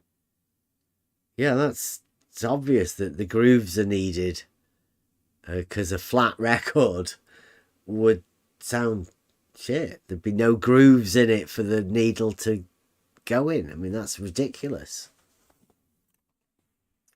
'Tis I, the Count, who is in the chat. Whenever he gets triggered, he's got something to say. Normally concerning my family. He's one of those ones that gets involved that way. There's another way to ask it is, if you establish mean sea level datums on every continent, would they all lie in the same horizontal plane? The answer to that would be, I don't know, but probably not. But that wouldn't stop all the horizontals being parallel. because the measurement methods of each country establishing their mean sea level is up to them, and it's separated by water anyway, so how would you know? Why would you want to know?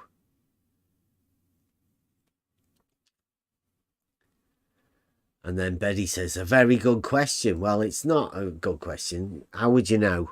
They probably not, but would you know? How would you know? Don't know. Create Belief says, look up how float glass is made.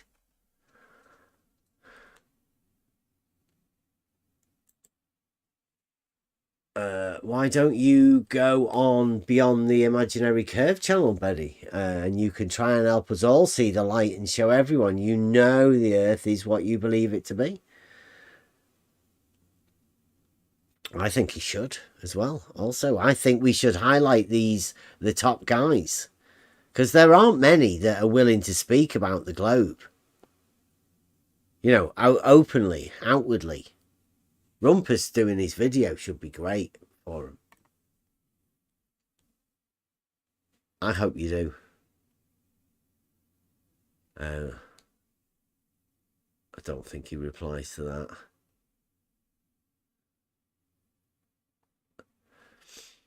And then I say, oh, go on. I was just going to say, what about the glass? Does he think he has something there? No, that wasn't Betty. That was Create Belief. That was telling Betty to have a look up at float glass. Oh, okay, yeah. Right. Yeah, definitely. Obviously, ECV on Betty's behalf. He won't. He can't. Betty would just not even see that comment. It probably, I'm just imagining how ECV works. He'll just dismiss it. Forget about it. Never address it. At least that's what we found within the talking aspect. But that's why they like the chat, because they can just literally ignore certain things. He would be in shock if he had a look at that factory and how it's done. He would, his whole paradigm would be shattered about curves. Yeah. And so I say this is where I come in, because I don't get a chance to look at the comments that much. Busy days. I say level being horizontal is a statement about level and not about the Earth. As a phogician, you should know the difference. Create Belief says, exactly. And a man like Betty trying to relate a topic about level and horizontal to anything other than level and horizontal makes him willful in his attempts to have people believe in nonsense and not very honest. These are the comments that I like. Create Belief. Thank you. I hope you're listening. And yeah, this is good stuff. It's good that other people see the dishonest tactics that are going on here. What you've got is a character that's been developed to purposely come and confuse people about logic. And that's dishonest. And I know he may be model-afflicted, Betty, and the team of people that sorted Betty out and brought him in, they may be model-afflicted, but this is dishonest when you come in and blatantly start saying this sort of stuff. Right. Then, yeah, this gets beyond it, and it's good to see that other people can see the dishonest tactics that are in it going on.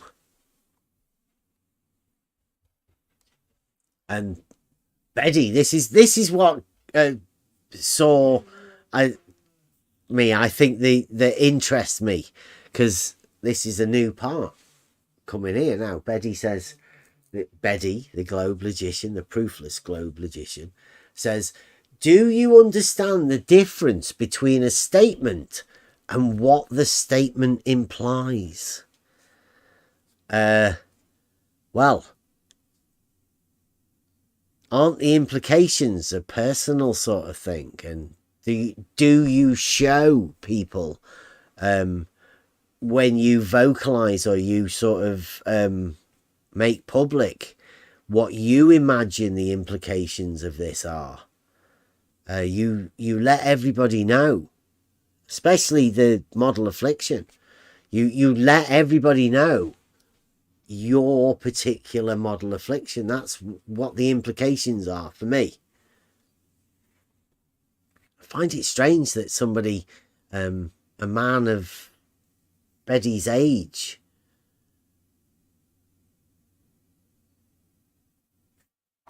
I don't know. So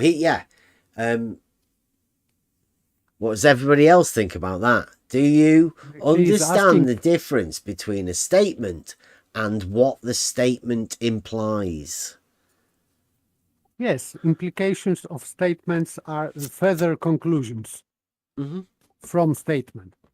So, for example, if we have axiom and that would be statement, there are some implication from that axiom or axiomatic statement. And there is a difference, right? One of them is part of the reasoning process that goes on within the individual's mind after the statement has been said. So the statement is a section of words put together in a very specific order, and the implications are the thing that happens within the mind of the person hearing the statement. That's the difference. And those implications, once vocalized, sort of show what's in the mind of the person hearing the statement. That's exactly what we do here. We find the words that develop a conversation, and then we listen to the reply. You can learn a lot from what people say and people's answers to questions and people's replies to statements. Because if you can make a truthful statement and link it together with another statement, maybe put a bit of a thought process in with it, it's what we call an argument. It's just a series of sentences placed together in the correct order that make people think about things. And the better you can make these statements and these sentences put together, the simpler you can make them. Then I'm guessing the more implications come to the mind.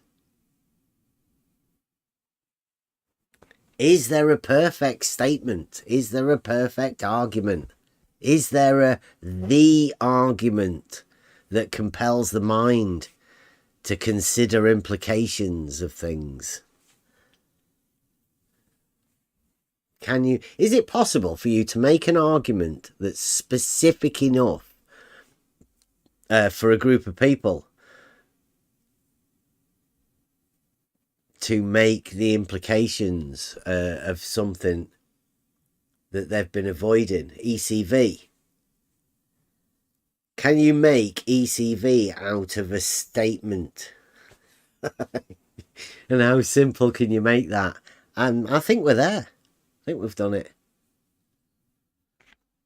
I think it is about decision, because there is one thing about thinking. You have to want it. Nobody can deprive you from thinking. There is only one person who can do that. This is you. So nobody can erase your thinking. Nobody can force you to stop thinking, even under pressure. If, for example, if you have someone will put barrel to your head and he will say, stop thinking, it's only up to you if you stop or not. Nobody can force you. So everybody is free, even into under pressure or not convenient circumstances to think. So this is only own decision to not think or not to think properly. So I would say that there is no excuse for a person that for ECV. This is state of mind, but this is willingful. I cannot see how people can be forced by other people to be in that state. I think it is really impossible. They have to want that. I think they've been broken, right? So, something has broken them. Because I'm like you, I can't see how people could get to that position.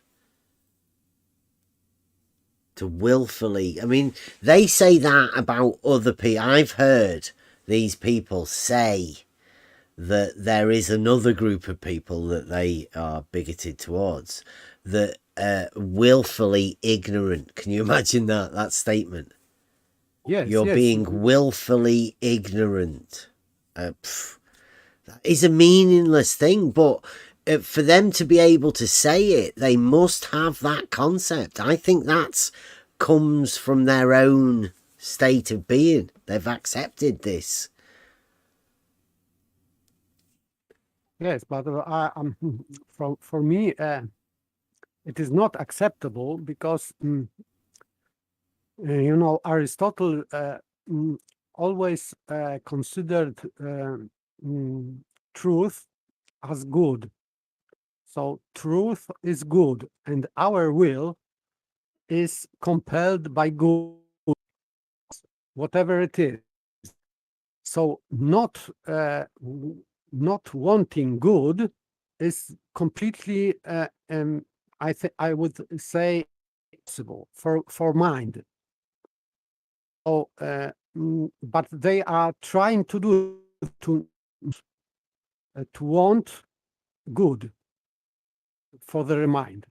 So this is for me. It would be pure thinking, like devil. I cannot name it, maybe properly, but it is completely illogical for their own sake, even, because people always want some good, even if this good is not very good, but still for themselves, if they consider something as good, they should want it, but they refuse. I have no explanation for that. Right, well, we'll carry on because this is where Betty gets, you know, once they get backed into this corner, he comes out with a statement: we have explored and measured the full extent of the earth. That great we. Bloodsticker says. Bloodsticker, who was on the bridge with us when Rumpus ran away. Maybe he did see the... Oh, Spot On was there as well. Sorry, Spot On. Bloodsticker says, level equals horizontal only implies level being horizontal. Why do you bring the earth into it? Who do you believe has measured the earth in its entirety? A double question there. Great Police says, Betty, when did we do this, Betty? I can't remember doing it. Or is this a fallacious appeal to authority, which proves nothing? I like Create Believe.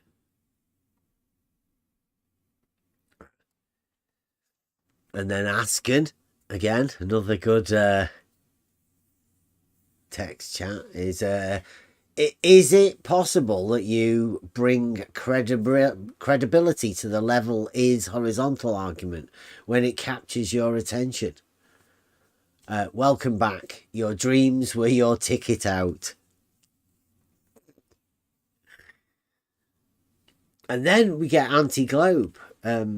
So that we're getting the defense team for Betty. They don't come alone. And anti-globe says, I don't know what this is. This anti-globe is some sort of a double play. They've been doing this for a while. It's flat earth society type tactics. Says, you know that Bev implies the whole ocean surface is approximately horizontal, which brings Earth's shape into it. Why lie? No, I don't imply that. I've never implied that. I don't think anybody should ever think that I have implied that. That's a thought that he's got.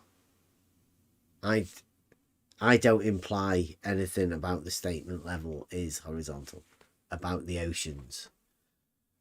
But he's using word approximately. Yeah. But level is established not approximately, but correctly as level, and horizontal as horizontal, not approximately horizontal. Yep. Never have I implied that level is anything other than level, either approximately or not, and definitely not to the oceans. The only thing I've ever said about the oceans is that when looking at the horizon over water, that is considered to be the true horizon, and that is a horizontal plane that all horizontals are parallel to. That statement. Not about the ocean, just about the horizon over water. And Bloodsucker says, no, I do not. Are you able to black that claim?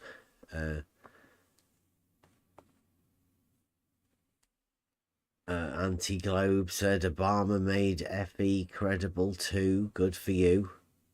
I don't know what that's got to do with it. Like I say, it sounds like Flat Earth Society. Create Belief. Can we see what Create Belief said? Oh, who measured it?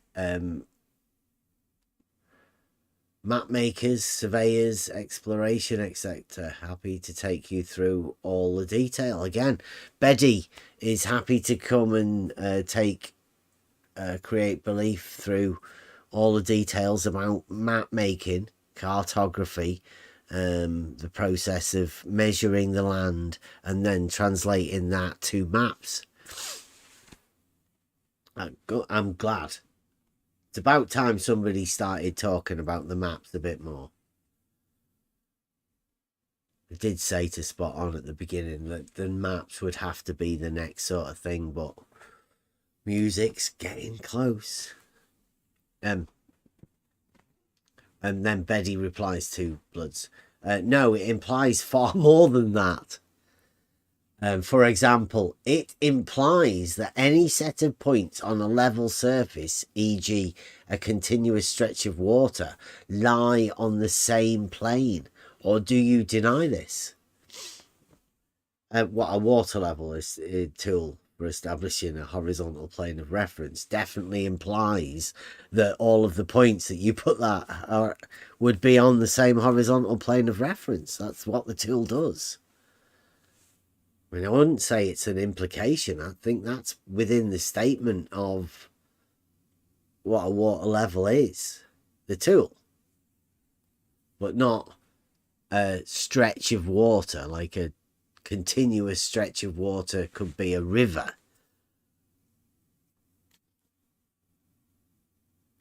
Or whatever container. So, yeah. As long as it's a still water, right? Not running water.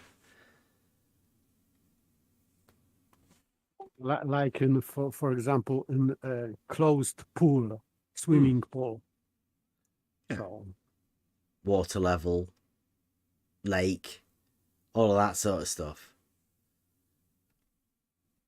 So yeah, again, within the terms, sort of a bit ambiguous on Betty's behalf.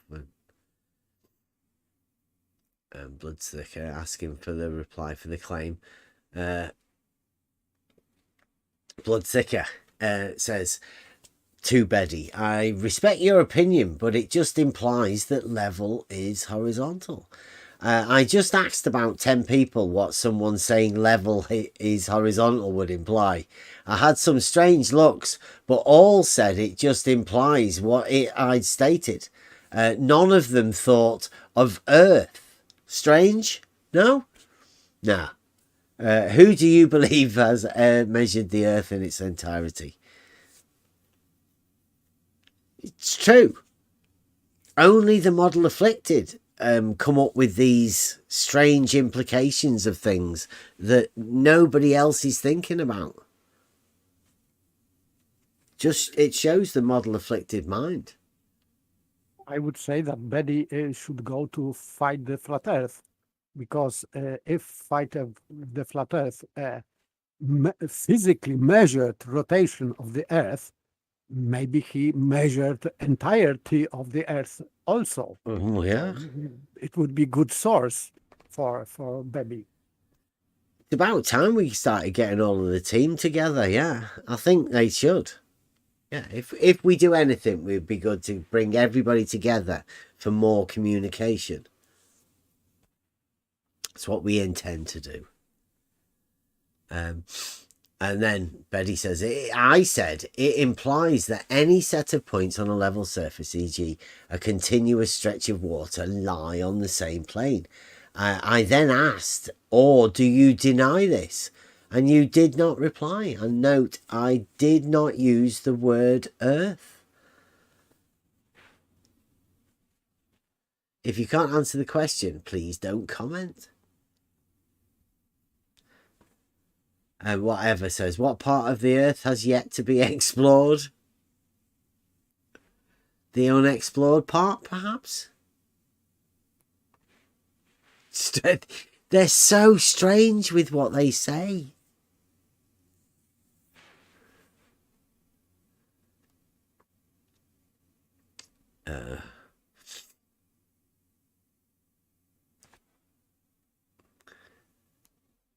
Blood says, level is a straight line on a horizontal plane, so yes. Who do you believe has measured the Earth in its entirety? I love those answers.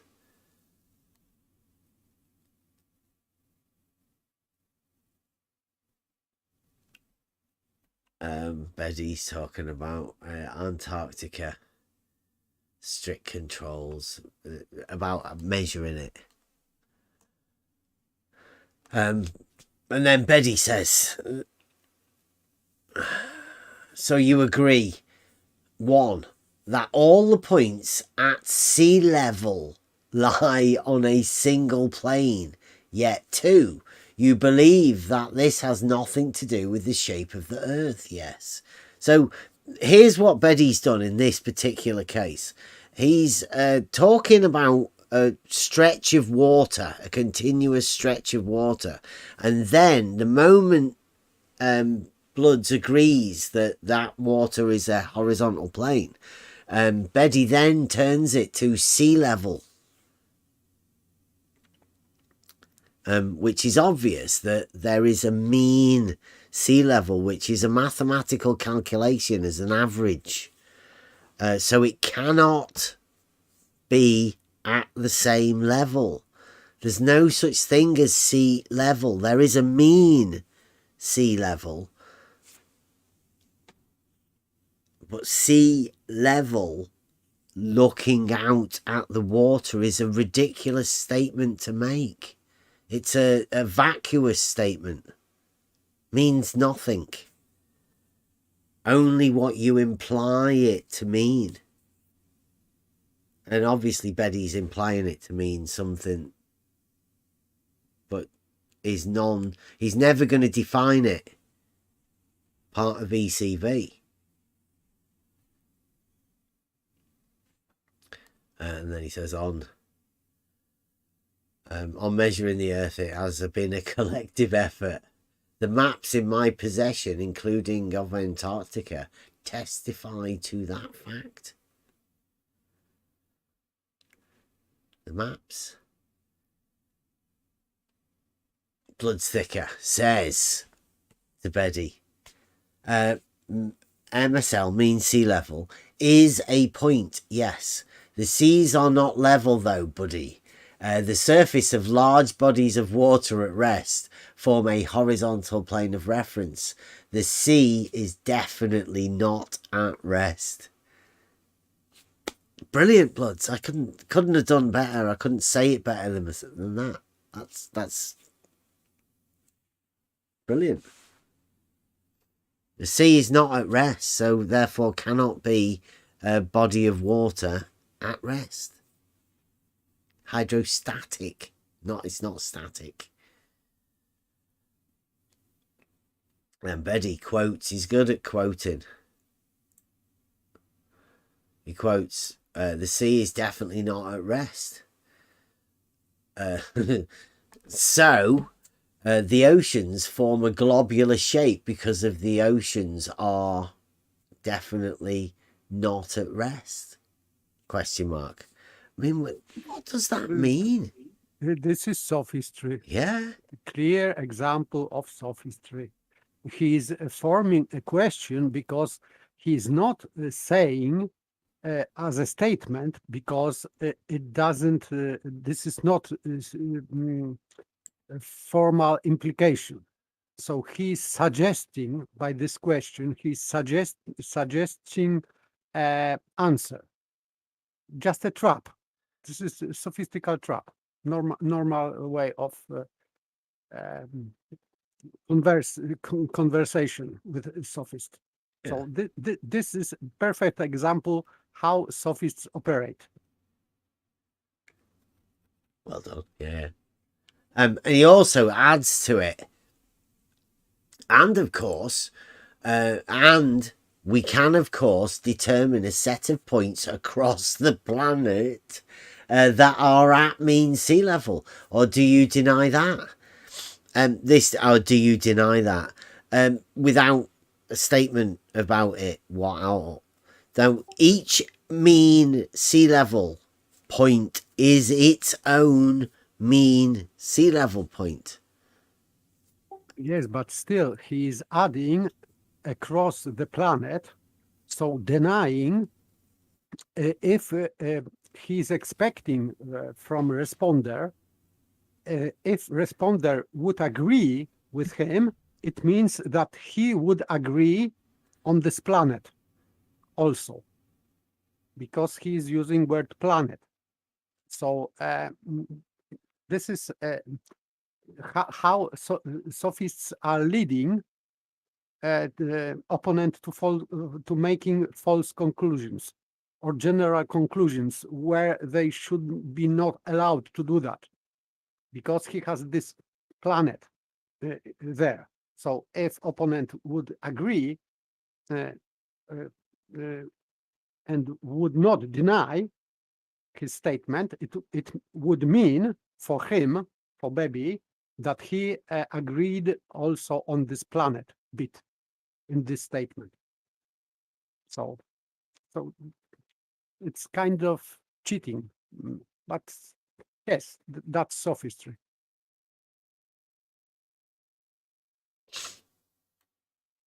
It's good. I think that's why Beddy's come round here to teach us how the proofless globe logician attempts to converse with non-arguments, showing us how sophistry works. Yes. That's why, for me, this is clinic example of sophistry, and we can learn how sophists operate. Yeah. On this example, very good example. Bloodsticker says, you say the oceans are not at rest because globe, sorry. You deny level being horizontal. Do you deny level being horizontal? It's a question. Direct question. Very easy. Eddie, Bloodsticker. The question is, what level is horizontal implies? Like, not whether he agrees with it or anything. It's just what the implications are of level being horizontal. Yes, so he is. This is another tactic, missing the point. Deliberate missing the point. So the question is, what is level is horizontal applies?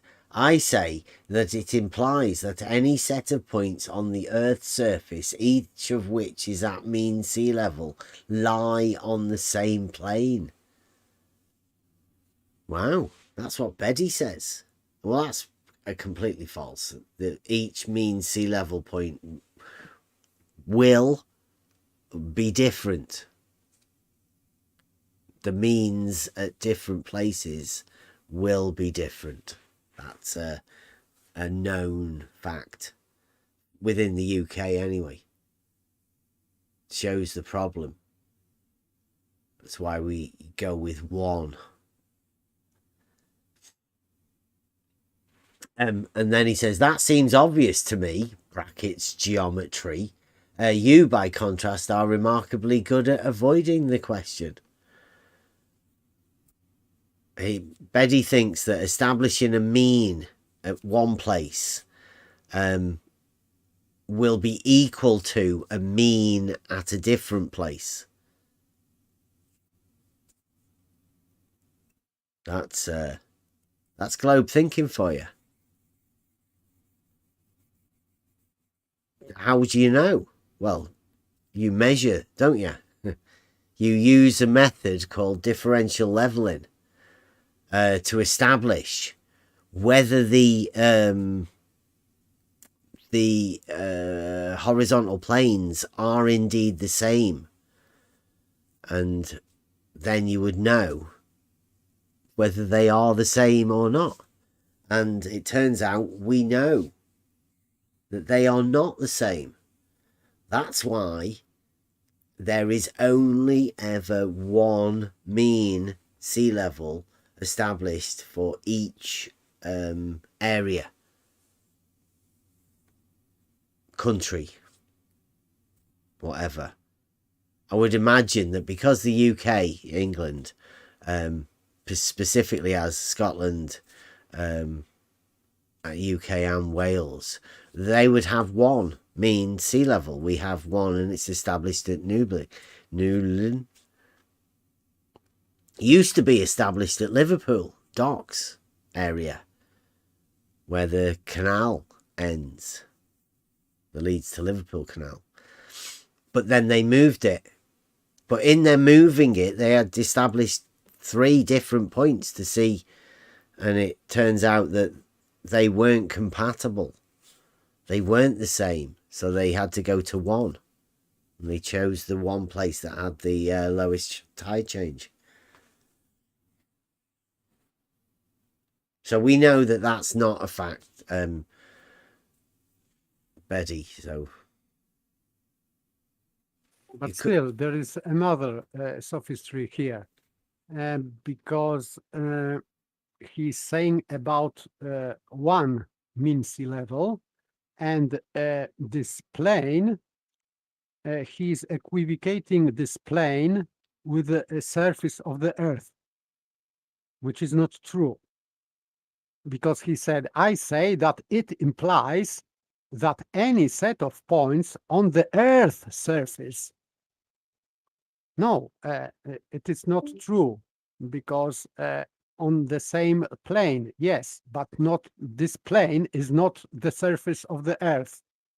And he is implying that the surface of the Earth is that plane. He's flat earther, maybe.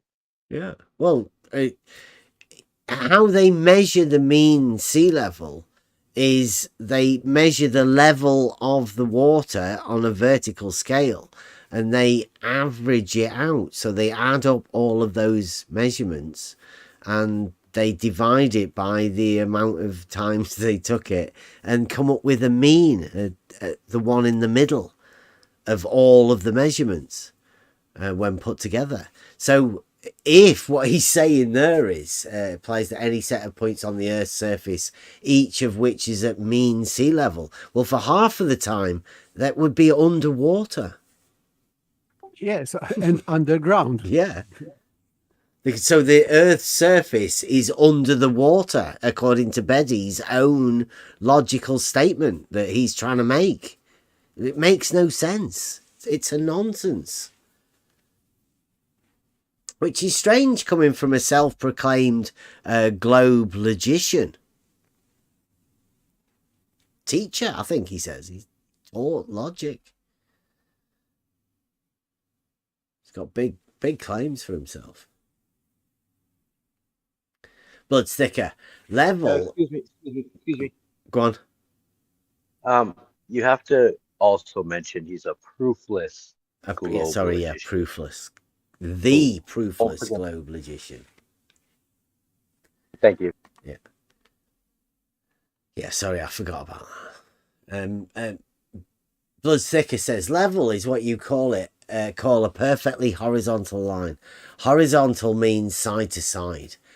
To be level with the world means to be parallel with the horizon. Level is also the name of the tool you use to determine whether something is horizontally straight. Do you deny this? And then I coming back in again. The statement about level being horizontal does not imply anything about the Earth. Only someone with a severe model affliction would imagine there's a link. Are you a diletheist? I ask him. And then Beddy starts his logic. Globe logic. Bloodsticker says, let P equals level is horizontal. And let Q equal any set of points on the Earth's surface, each of which is at mean sea level, lie on the same plane. I say that P implies Q. Am I not asserting or denying P, nor am I asserting or denying Q? I am simply saying that P implies Q. Non sequitur. Non sequitur, because as I said, and you said also, because this is nonsense. So this Q is nonsensical by itself, because the surface of the Earth is not this plane, of course. So it doesn't follow. So Q is nonsense, and from P, Q, because it is nonsensical, it means that it has to be non sequitur, because from statement level is horizontal, it doesn't imply that the surface of the Earth is a plane for the first, and this surface is on mean sea level. So it is double non sequitur and nonsense, of course. Yeah, I think there's a bit here that he gives the game away a bit. He says, I say that P implies Q. So it is only Beddy showing his model affliction. Yes, of course. Yeah. But So still, errors are errors, so yeah, there are double error here. And Beddy, being the proofless globe logician, should be... remember, this is the guy that said he's going to teach us about a valid argument, the validity of arguments and stuff. Bear that in mind within the statements that he's coming out with here. So he replies to me now. The statement about level being horizontal implies that any set of points on the Earth's surface, each of which is at mean sea level, lie on the same plane. Do you agree? Again, I do not agree. No, I don't agree either.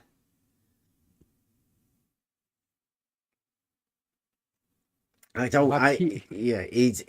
like he's stuck on repeat. And when they do this, whenever you answer them, it seems like they don't hear it and they just keep stating this thing like they've not heard the answer. Yes, because they want, this is not only baby. There are many, or couple of them, that they insist on, they are trying to equivocate horizontal with earth surface. And I think that it would mean that a responder is flat earther, something like that.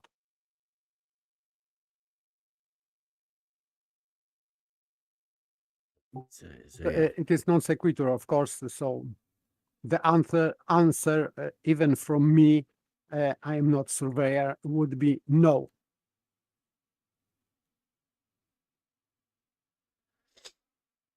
Betty says, does P imply Q or not? I say it does from geometry, so that's a yes. What is your answer? He says it from geometry. Where does he think geometry comes from? No, geometry doesn't tell us that horizontal is Earth's surface. A mean sea level is a mathematical mean on a vertical. So what geometry is involved in the establishing of a mean on a vertical datum? It's just an arbitrary point.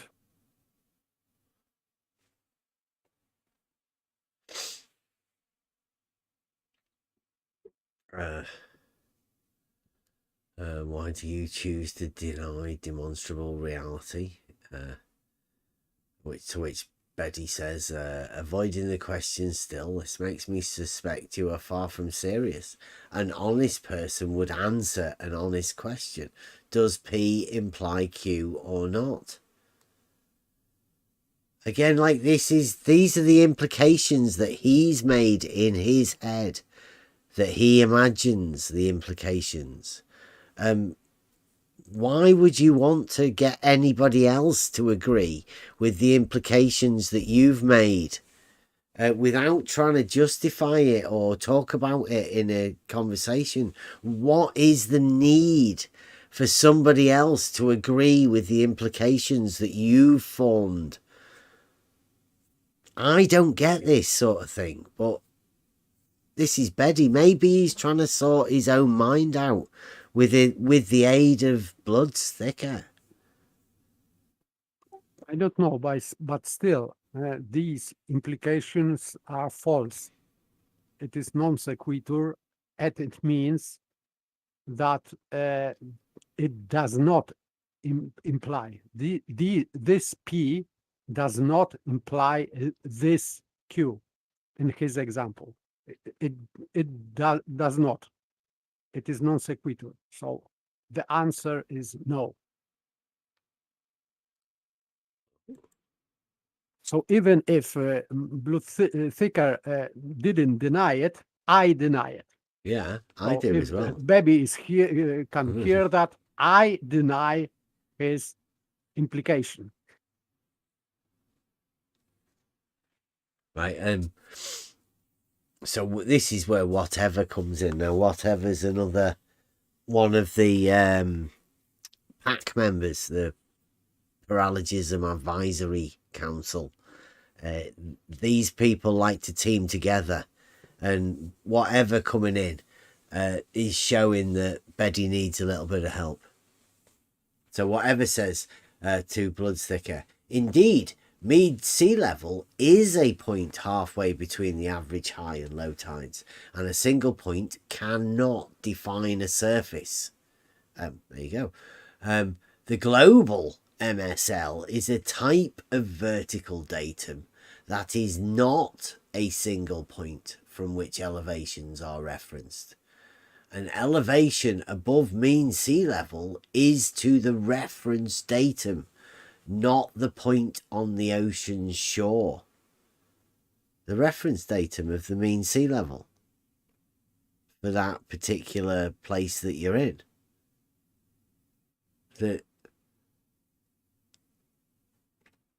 Don't know, but this is where the paralogisms are set in by whatever. The clever use of these ambiguous terms as well, so you can imply your own thoughts. That's where these implications come into this. That's why we're doing this tonight. Betty's letting us into the mind of the globe logician, and obviously what has to occur with everybody else as well within this. Whatever says it's true that the world's oceans are not at rest, but what is the shape of a surface that is made up of all points that are halfway between the average low and high tides? What is the shape of a surface? It's just the mean sea level. The mean, mathematical mean, it's a point on a vertical datum. Just a point. A location marker, an elevation. And you transfer those elevations with a tool called a level. And a level is a tool for establishing a horizontal. Implications are whatever implications are.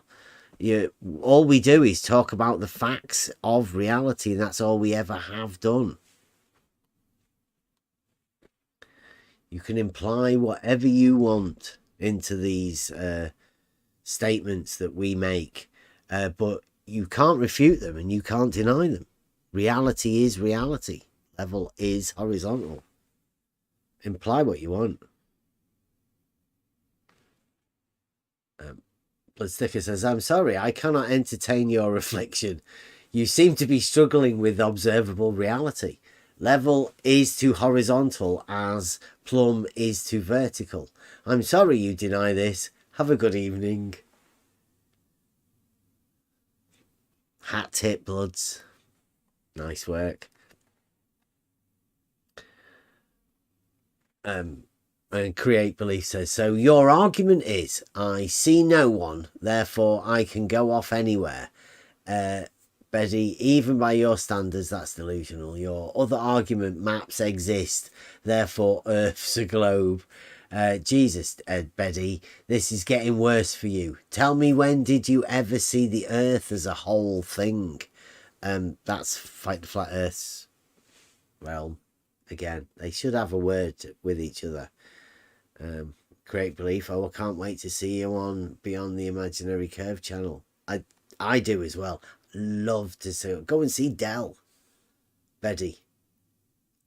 One night when you're not doing anything. Set up a special. I'm sure he'd do that for you. I always like Dell for the logic, so it'd be good to hear the Proofless Globe Logician go and talk to Dell about logic. I'd love that.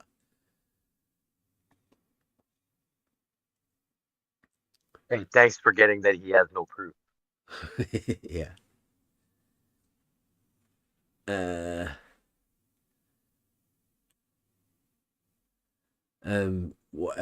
Betty says, it's true that the world's oceans are not at rest, but what is the shape of a surface that is made up of all points that are halfway between the average low and high tides?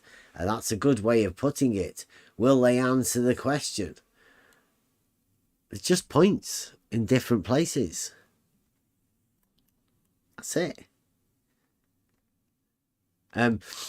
If you're after a elevation profile of the points in different places, the one that you wanted to see the land, then what you would do is you would map all of those points and then put it on an elevation profile.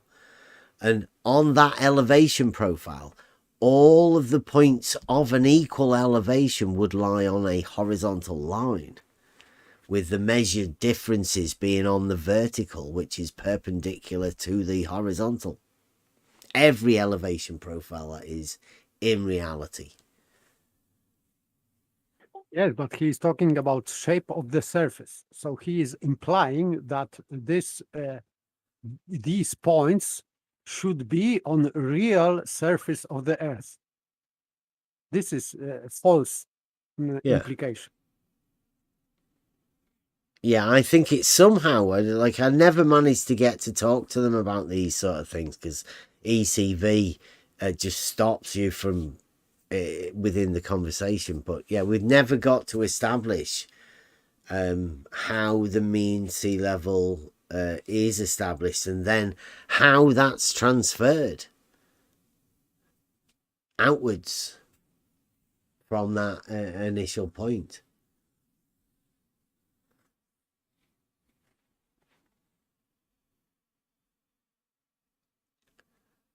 Tizai the Count says, I must say that I too return in the futile effort for honest engagement, but receive none. Tizai the Count, that's the guy that asking about my son. Hang on. Read that again.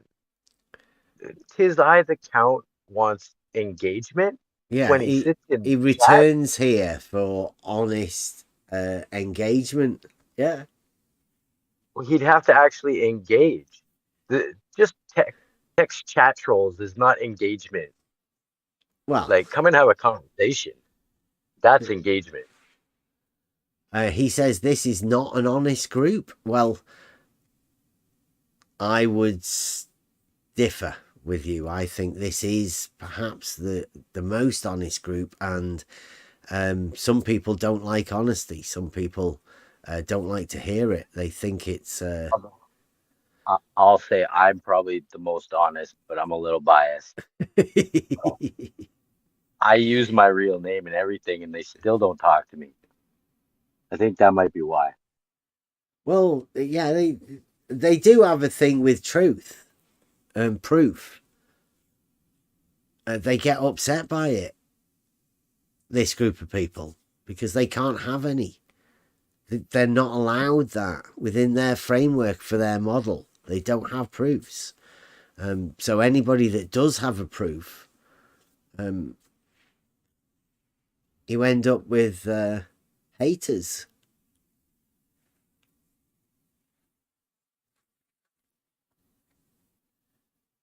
Nobody hates Fight the Flat Earth. Even after all of the things he said, like all of the things that people have said about us all of the time, I don't hate him. I think Fight the Flat Earth did me a favour by bringing me into this. He was the one that told me at the beginning that straight lines curve. That got me hooked. Finding somebody that had an idea that straight lines weren't straight. I'd never even entertained the possibility that there are a group of people out there with such an exploded mind. I was intrigued. And to come into it, to find out that these people with the exploded minds actually believe that they have a higher power over somebody, a group that they're bigoted against, that they basically make up. It's a fictional thing. The exploded mind has led them to believe that there's a group of fictional people that they mess about with. It's crazy.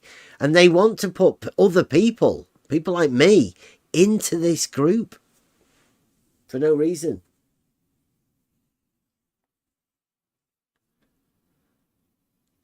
I do. I thank Fight the Flat Earth for bringing me in, for showing me something that I'd never realised to look into. Open my eyes.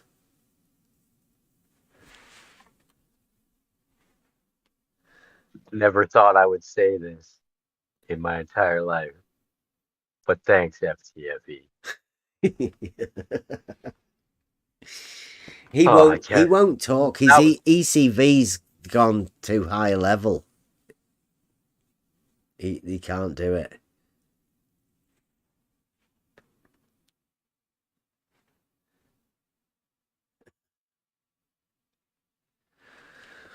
Right. He says, yeah, it's not an honest group. Well, yeah, he says, I suppose I'm a glutton for punishment. Your P implies Q question is reasonable one for sure. They know the implication is plain, so they cannot engage. We know the implication is completely made up by Beddy and the model affliction. It's a non sequitur. It doesn't follow. And then Beddy says, but at least we have a clear statement from Bev. The statement about level being horizontal does not imply anything about the Earth. Okay. The truth or falsity of that depends on logic, not observation, and so is easier to verify or falsify. This is where we're going to be going. The implications. The truth or falsity of that depends on logic. With my statement.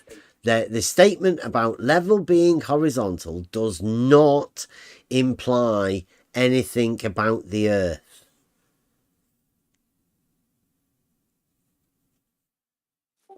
Yes, so yeah.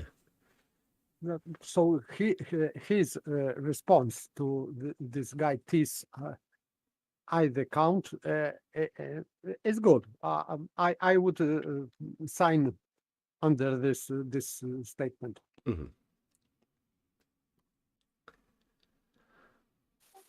I would still, I don't understand why he was talking about plane being the surface of the Earth. Flat earther. I think Beddy's a flat earther. Maybe yes. Maybe all globers, these zealots, are flat earthers. Who knows? Right, so this is where he starts going in. He made another thread about the implications that he's extending it. So it's obvious that the narrative that's going to be pushed now is about the implications. And these implications, where do they come from? Well, they come from the statement, the argument. If all horizontals are parallel to the plane of the horizon, then all horizontals are parallel to each other. That's it. All you need to say. The implications, yeah. The implications of what comes from that are what the reasoning that comes around in your own mind of what happens once you hear that. Just hearing those statements, those two sentences put together, causes your mind to do whatever it does. You might not think about it. You may just ignore it. You may think it sounds complicated. Choose to forget it. I mean, doesn't really make any difference. But to some people, that statement just can't go away. They have to find some way to deny it or whatever, because the implications are so severe for their model. Well, in logic, implication may be inevitable or not inevitable, and this implication is inevitable. It means that you cannot deny that. You cannot deny by means of logic, of course. So if it is undeniable, that means that the model, globe model, is dead. But so they cannot produce any logic statement to deny that. So implication may be inevitable, and it counts as additional proof. So that's why it is problem for Globers, because they have to concern it as a proof. And they are trying to deny that, to undermine that, but they cannot. They are not able to. Mm-hmm. That's why I think the argument about horizontals being parallel can't even be questioned, because the proof of that would rely on you establishing that horizontal is a straight line. Surely. Yes, yes, of course. So, for example, horizontal is perpendicular to vertical. This is implication from vertical and horizontal being straight line, because without this you cannot make that statement that vertical is perpendicular to horizontal, because if you don't know if they are straight lines, you cannot imply that they are perpendicular. But if you know that they are straight lines, you can imply that, make that another statement about that. So this is inevitable implication. So it is also undeniable.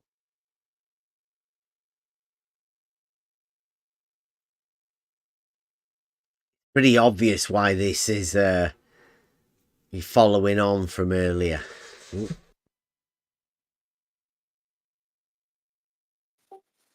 Yes, some implication have to be.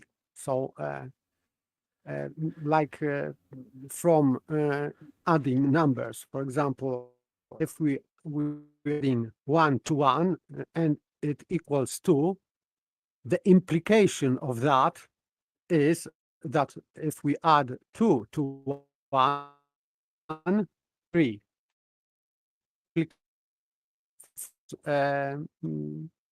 Adding and go immediately. Is paper breaking up for everybody there? First step, application for another step. Am I? Am I breaking? You were for me a bit. You're not. You're back again now. I just want to check with everybody else to make sure it's not just my Discord.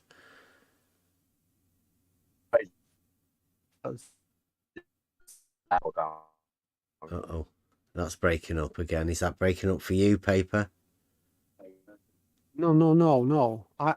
It may be you only. Some maybe some issue with right. Yeah. Go.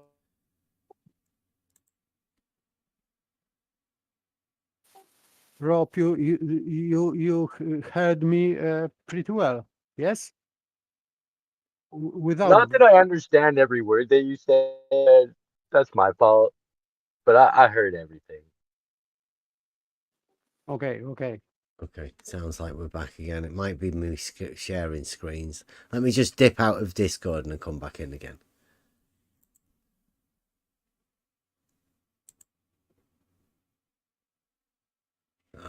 That might reset it, hopefully.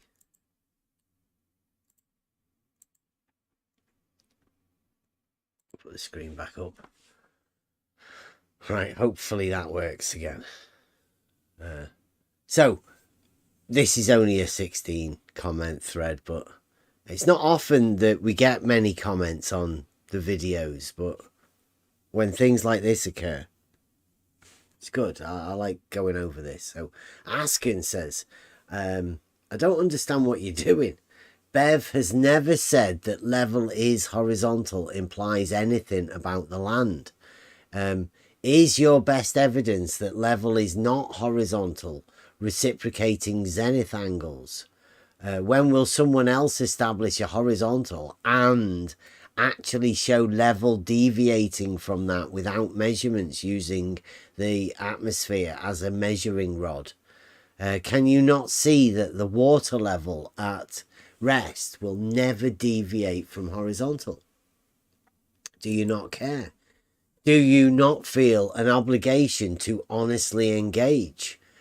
Could professional surveyors establish a horizontal plane next to a canal and measure the water deviating from horizontal? If so, how much distance would that require? Thanks in advance. All good questions asking. Never to be answered. We've been asking these questions since we came in. And they can't. Obviously, why? And this is another thing that I've noticed. That what happens, keep an eye out for it if you do ever do this yourself. These people work in PACs, right? The Paralogism Advisory Council. Betty's talking. Asks Betty a question, replies to something that Betty said, and then Stefan Mudd replies as like a white knight to take the heat away. And he says, water level at rest will never deviate from horizontal. Yes, at a specific point. But horizontal changes as you change position. Stefan Mudd. Like measured by spherical excess. That's where they add extra angles into triangles just because circular objects somehow. I've not got a clue how it works. It doesn't work in reality. It's completely conceptual. So I don't know why they'd say that is possible, because triangles don't have more than 180 degrees. People should know this by now. VLBI, whatever that means. I don't know. No, what it is. Here's another one. Lunar laser range from several observatories simultaneously. Fantastic. 1 degree per 111 kilometers. They don't know what the 1 degree is. They can't even say what the 111 kilometers is. It's a tricky position to be in, to just write that and imagine it means something. Permanent scatter, SAR. I don't know what these are. New things that we've not been allowed into. Primary or zero order triangulation, trilateration, and traverse. I hope that he does not offend us. But I have no clue what he's talking about. Well, primary or zero order triangulation is for mapping. And those triangles where for triangulation have 180 degrees. Euclidean triangles. Completely. So I don't know. I don't know how that is supposed to say that the horizontal changes as you change position vertically. Observation of the intensity of gravity by the pendulum and other apparatus. Foucault. I don't know how that shows that horizontal changes. And it says to deduce the exact form of Earth's sea level equipotential surfaces at all heights.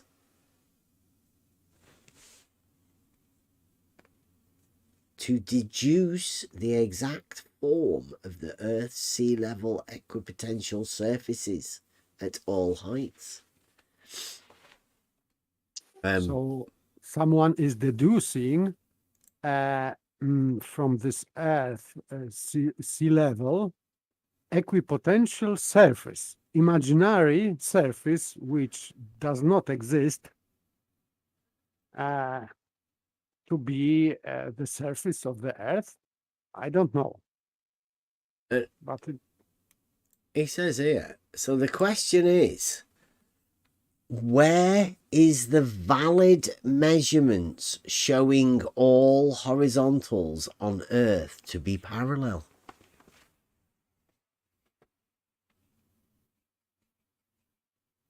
Like all of the elevation profiles ever drawn having equal points of the same elevation being on a horizontal plane, and all of those horizontals being parallel to each other.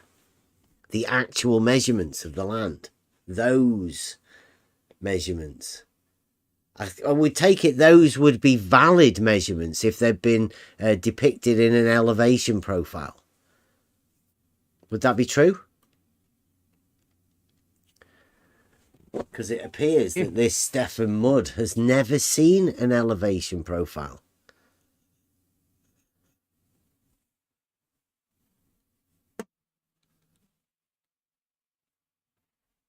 Well, anyway. Stefan Mudd, you did not answer the question. Can you please answer the question? Since he was replying to Askin's question to Betty. And he was not answering this question, by the way. So what Betty can now do is not answer the original. He can then tag back onto the other guy. He says, he never said that. I agree. But level is horizontal does imply something about the land from pure geometry. No, it doesn't. Is your best evidence that level is not horizontal reciprocal zenith angles? Now you are confusing whether level is horizontal is true with the question of whether it implies something about the shape of the Earth. Again, a non-answer. Can you not see that the water level at rest will never deviate from horizontal? Again, a separate question. Though, as it happens, reciprocal zenith angle measurements conclusively show that level does deviate from horizontal.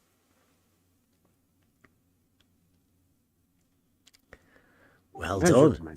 Reciprocal zenith angles.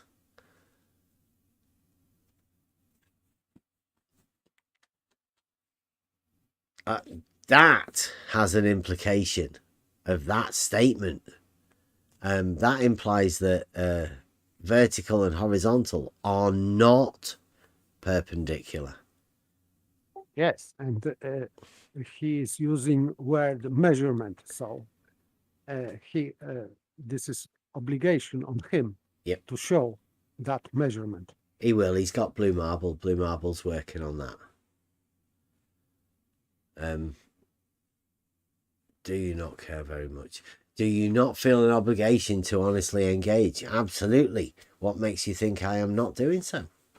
Because of the sophisticated techniques that you're using, buddy. Now, whether you think you can get away with them, and you think that we're stupid, and you think that everybody else is far stupider than you are, and you're some sort of a brilliant globe logician, you're not. Your tactics are obvious to us all. You are not engaging honestly because you are using sophistry. Everybody can see it. And I know you're listening. Or you will be listening. You'll go over it. Timestamp this. Yes, buddy. And somebody, Betty is going again. Could professional surveyors establish a horizontal plane next to a canal and measure the water level deviating from horizontal? Betty says, easily, in a number of ways. I believed I showed you such a way in correspondence. Wow. Asking, I'd like to see that correspondence, and unless he's asked you to not show anybody else, keep it private. I'd be well happy to see that sort of stuff. If so, how much distance would that require?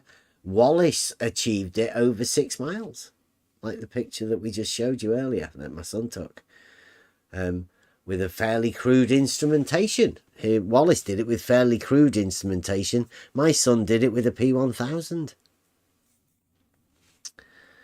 Others have achieved it in much less, I believe. Much less than 6 miles.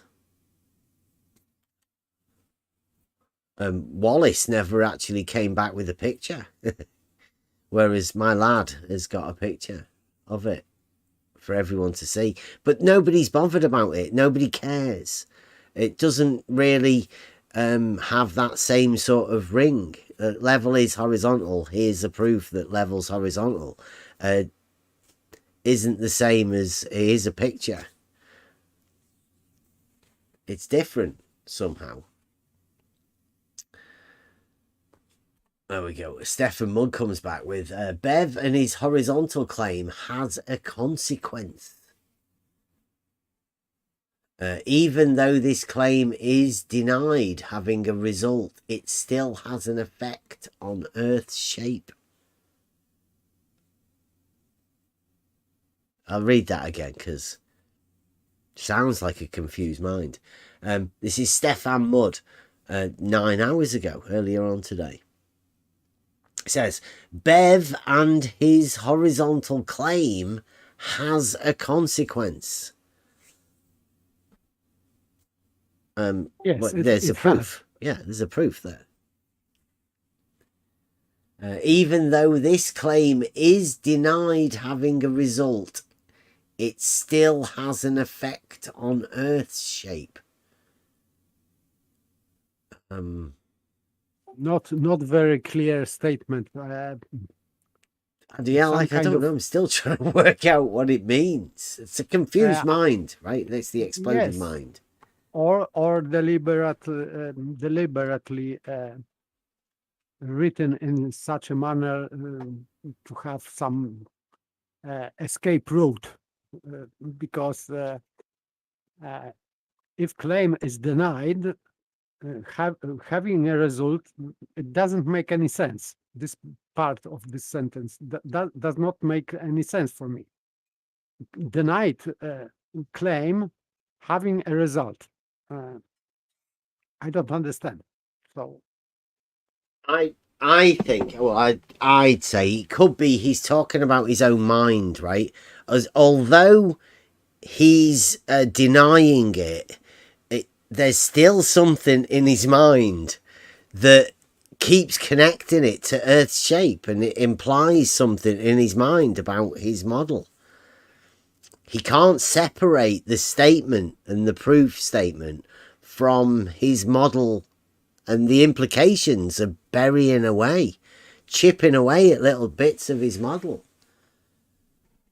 Eventually, the model has to go.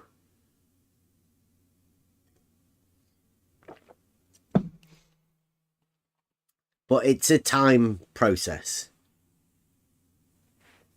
These are the last dying throes of a few seriously model-afflicted people.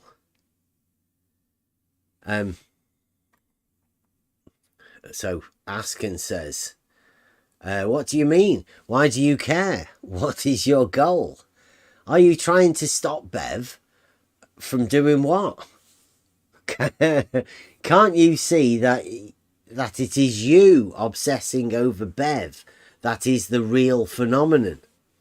Why don't you come on the show and lay out your logical argument for us like my friend Betty has? Stefan says, why do I need to make an argument? All I have to do is refer to measurements done in reality to show the consequences of Bev's argument to be wrong. Trying to deny the consequence. If he's referring to measurements, he should, as Bebby, he should show these measurements. I've never seen these measurements. Well, not just numbers on table, just measurements.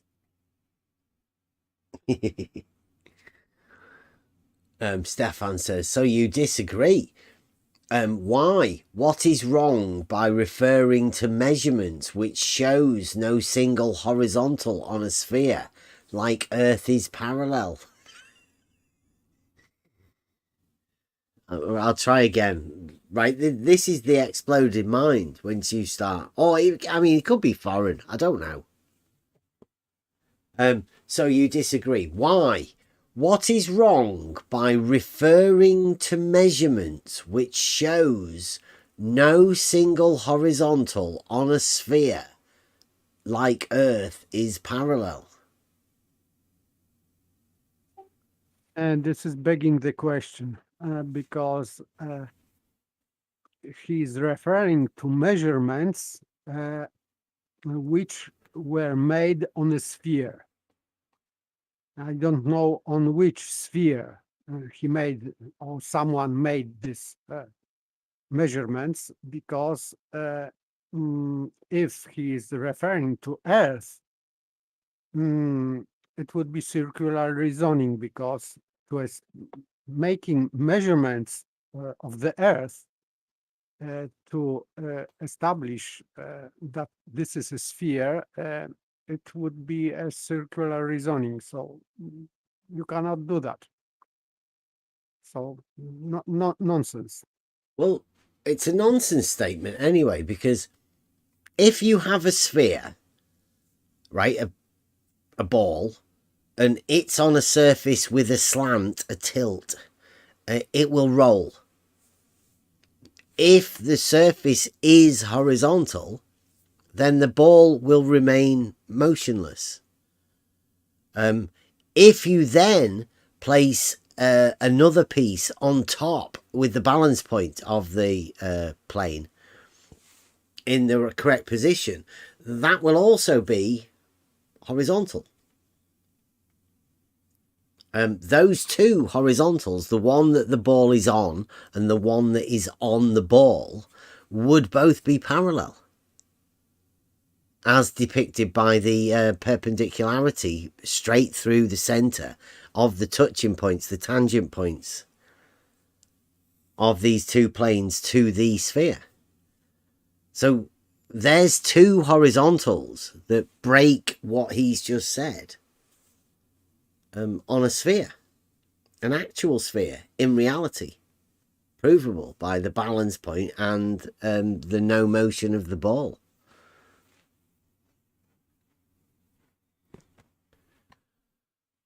It appears that somebody doesn't understand geometry and how the tangents and perpendiculars to tangents work.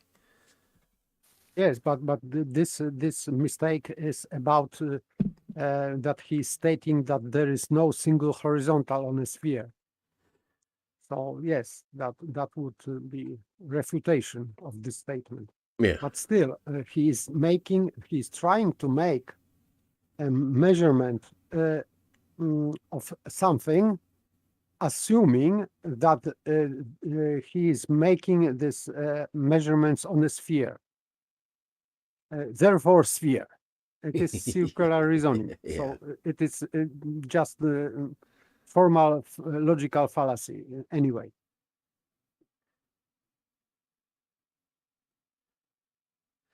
So, "'Tis I the Count" says, in this server, definitions outweigh measurements, but he's commenting on YouTube, on a YouTube video, the server. I don't know what he's talking about. In this server, it's a YouTube video he's commented on. And he can't be talking about in this server, because this dude never comes in this server. He's never been in here. Never come and talk. So, again, a ridiculous statement that means nothing. To which Stefan Mudd then replies. It says, I know. He knows that the guy's trying to give a false narrative. Sort of slander. Call it libel, right? He's writing untruths. But they're nonsensical non-truths. Which server is he talking about? Would be argued. It's just a statement he's making. And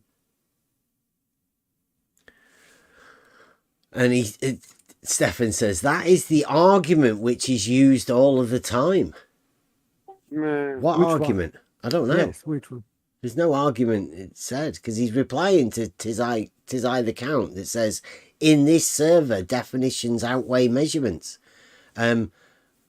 That is the argument which is used all the time. Well, by whom? It's not an argument used here. We know it's not even an argument. It doesn't make any sense. You could have a discussion about how people don't understand what an argument is, but that wouldn't occur. So these two guys are just talking to each other. He says, the definition quarrel totally avoiding measurements. That makes no sense either. It doesn't mean anything.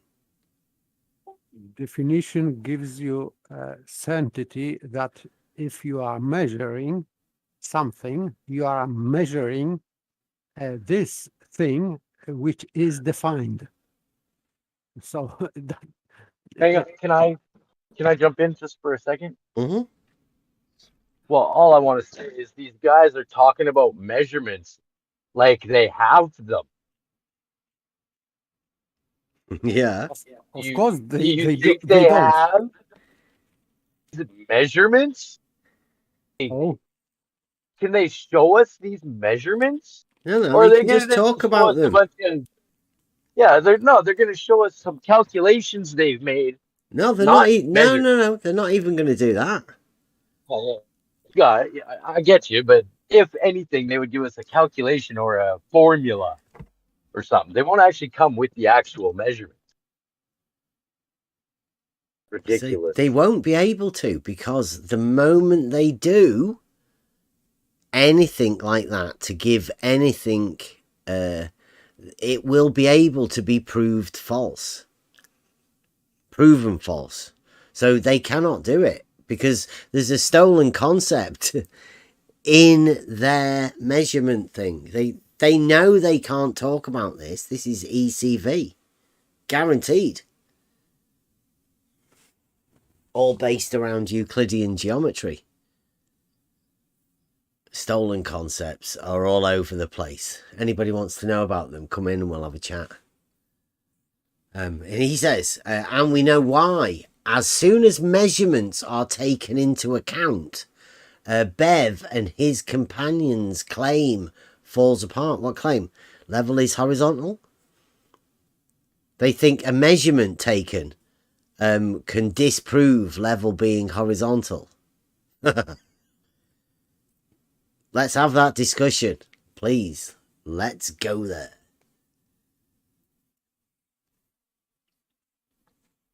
And Askin says, I explained in my previous comment, but your model affliction overrides your common sense. And that's a good statement.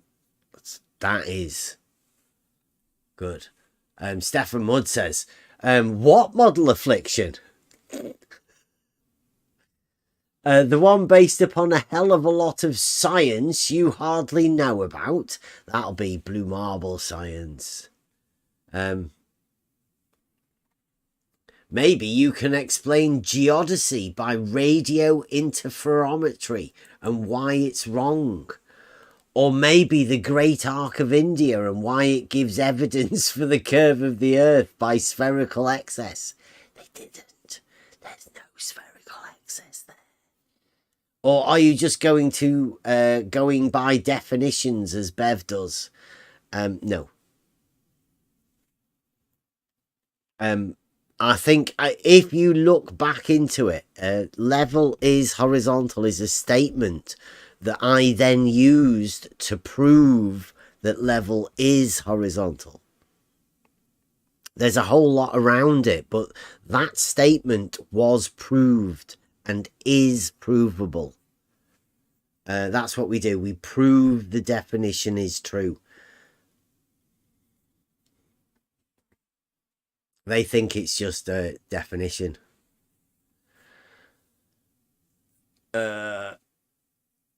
Stefan Mudd, I've seen you. Oh no, this is Askin saying.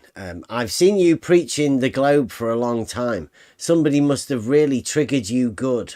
Who was it? Was it Bev? And then Mike Jones says yes, and it's also record that he has everything to do with the orientation of liquid at water at rest.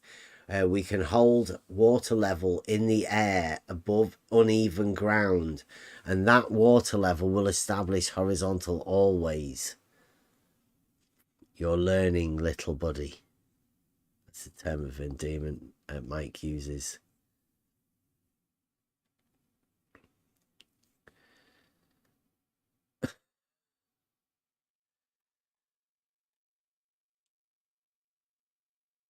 There you go. So, go back to the Discord. That's been good.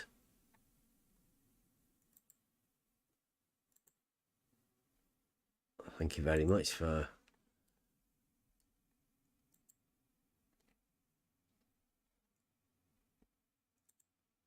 going over that with us.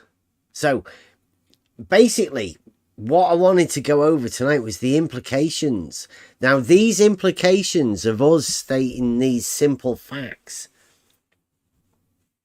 the implications happen within the mind of the globe model fanatics, the believers. Most people could just accept it. But because they have the globe model there, there's something that occurs to stop. Well, not stop, but they can't stop this thought. Once it enters into your mind, the argument, all horizontals are parallel. The argument. I mean, what do you do? Where do you go? It's brought around the ripples that have took a few weeks since stating that the argument to Reds, letting them know, because like we say, we've been saying for quite a while, these guys have no argument apart from Fight the Flat Earth. They have many claims that they make about measurements, never to be shown. They've never actually measured a triangle with more than 180 degrees themselves. They just believe it's possible to do it because a shadow giant's told them they've well, a shadow giant has probably said a statement vague enough to allow these other people to think that they implied that triangles could have more than 180 degrees. So therefore, they believe it's been done by somebody else. But not them. Maybe somebody of the Blue Marble Science group. I would say that we'll never make it, because even I think that Copernicus was really good mathematician. So even so, if he didn't make it, So I would say that globe logicians and blue marble science will never make it, because I think that they are not as good as Copernicus was. So I think it is mission impossible. So if it was mission impossible for Copernicus, I think that they will not do better than Copernicus. Oh, well, I'm with you. In fact, we've been here for years, waiting for somebody to come with something. And when I first came in here, I genuinely believed that I would get some sort of conversation out of people. I was hoping to find something from these people that are supposed to be the experts, or would like to lead everybody to believe they are the experts. In reality, there is no expert in the globe. There's never any subjects studied at college, the globe. There's never any how to argue about the globe. There's never anything ever taught anywhere. The only discussion about the globe happens in these sort of dark corners of the internet by a load of strange model-afflicted people that can't stop talking about models, and they cannot ever look at reality. The existential part of all of this is hidden. It has to be. It becomes too hard for people to imagine or to even look at. The veiling comes down, and the veiling has many different forms. And there's many tactics used to hide reality from discussion. We're here to point those things out and hopefully show people where these fallacies lie and the simple truths behind most of the things that we look at.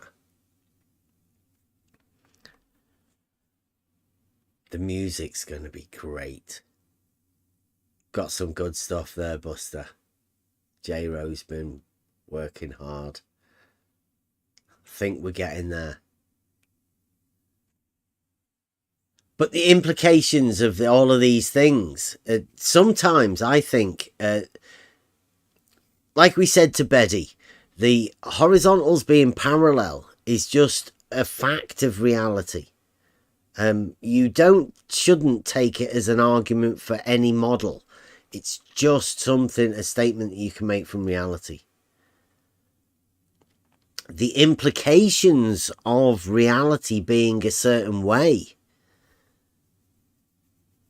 are troubling to people with a model. And they're the implications that they're struggling with. The implications of reality and how that reality relates to their model.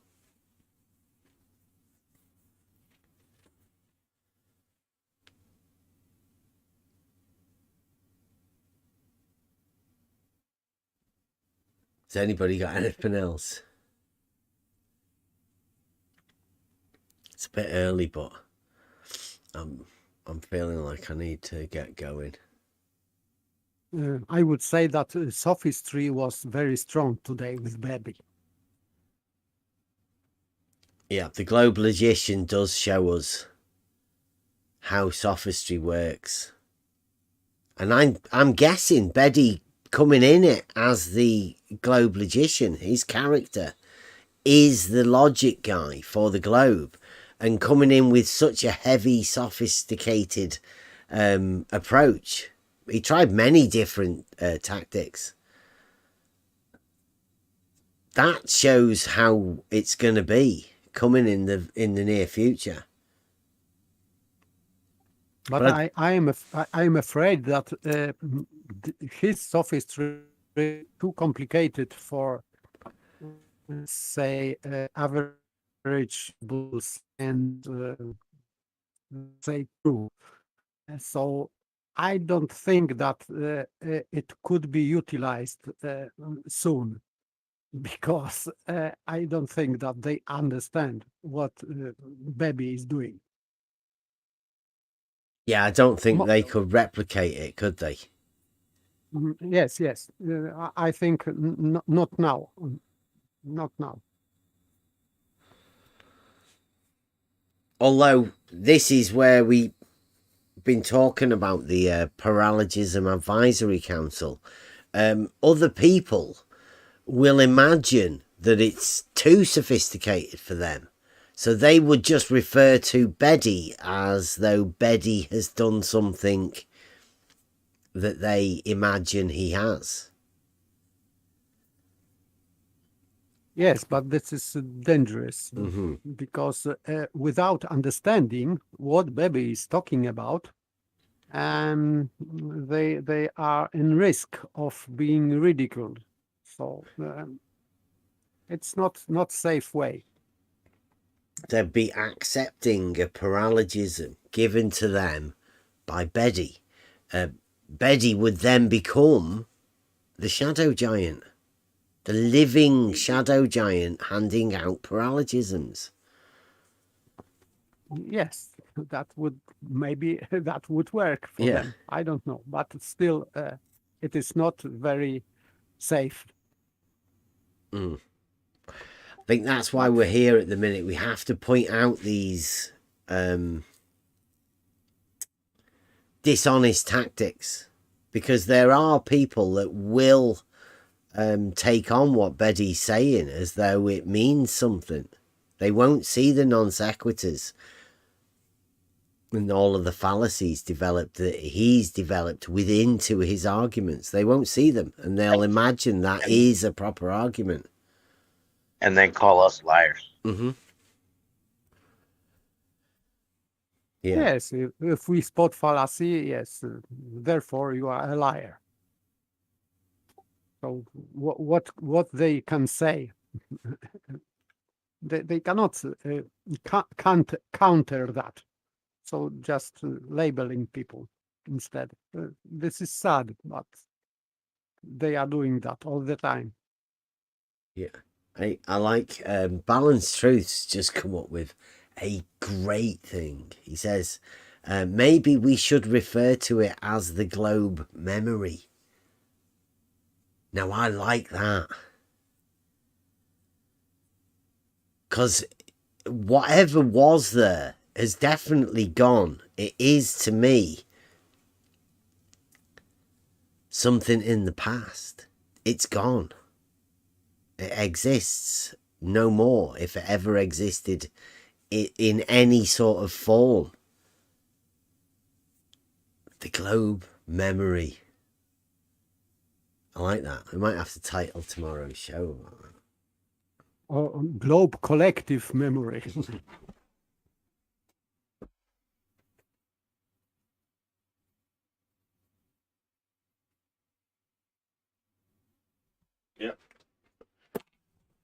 Wrote down. We're having that. Thank you very much, Balanced Truths. Thank you very much. Anybody got anything else? I'll cue Buster up.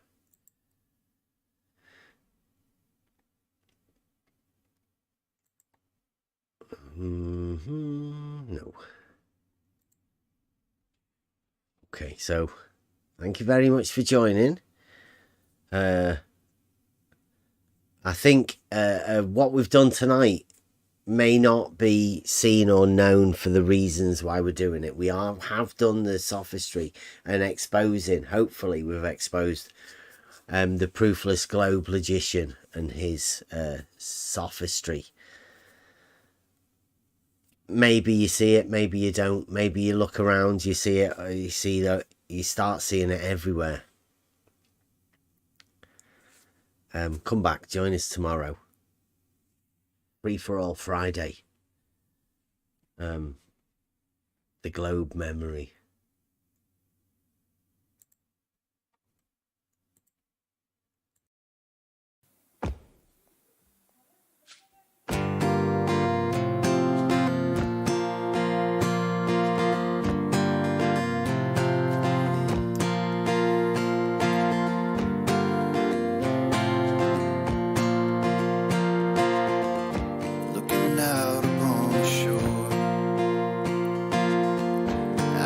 Balance and so much more. It's getting clearer all the time. All we see are all these dead straight lines. And show me what's in reality, and I won't compromise between the truth and lies. This is where I make my stand. Please don't take me to your la la land. It's all about geometry. All we see is horizontally. Show me what's in reality, and I won't compromise between the truth and lies. Show me what's in reality, and I won't compromise between the truth and lies. Reality is all I see. I don't need your fantasy. I've had enough of sophistry. I'll find my own philosophy. Reality is all I see. I don't need your fantasy. I've had enough of sophistry. I'll find my own philosophy, and you can bend reality into what you think your car deceives. Something's happening to me. Don't remind me of how things used to be. We don't need no cigar.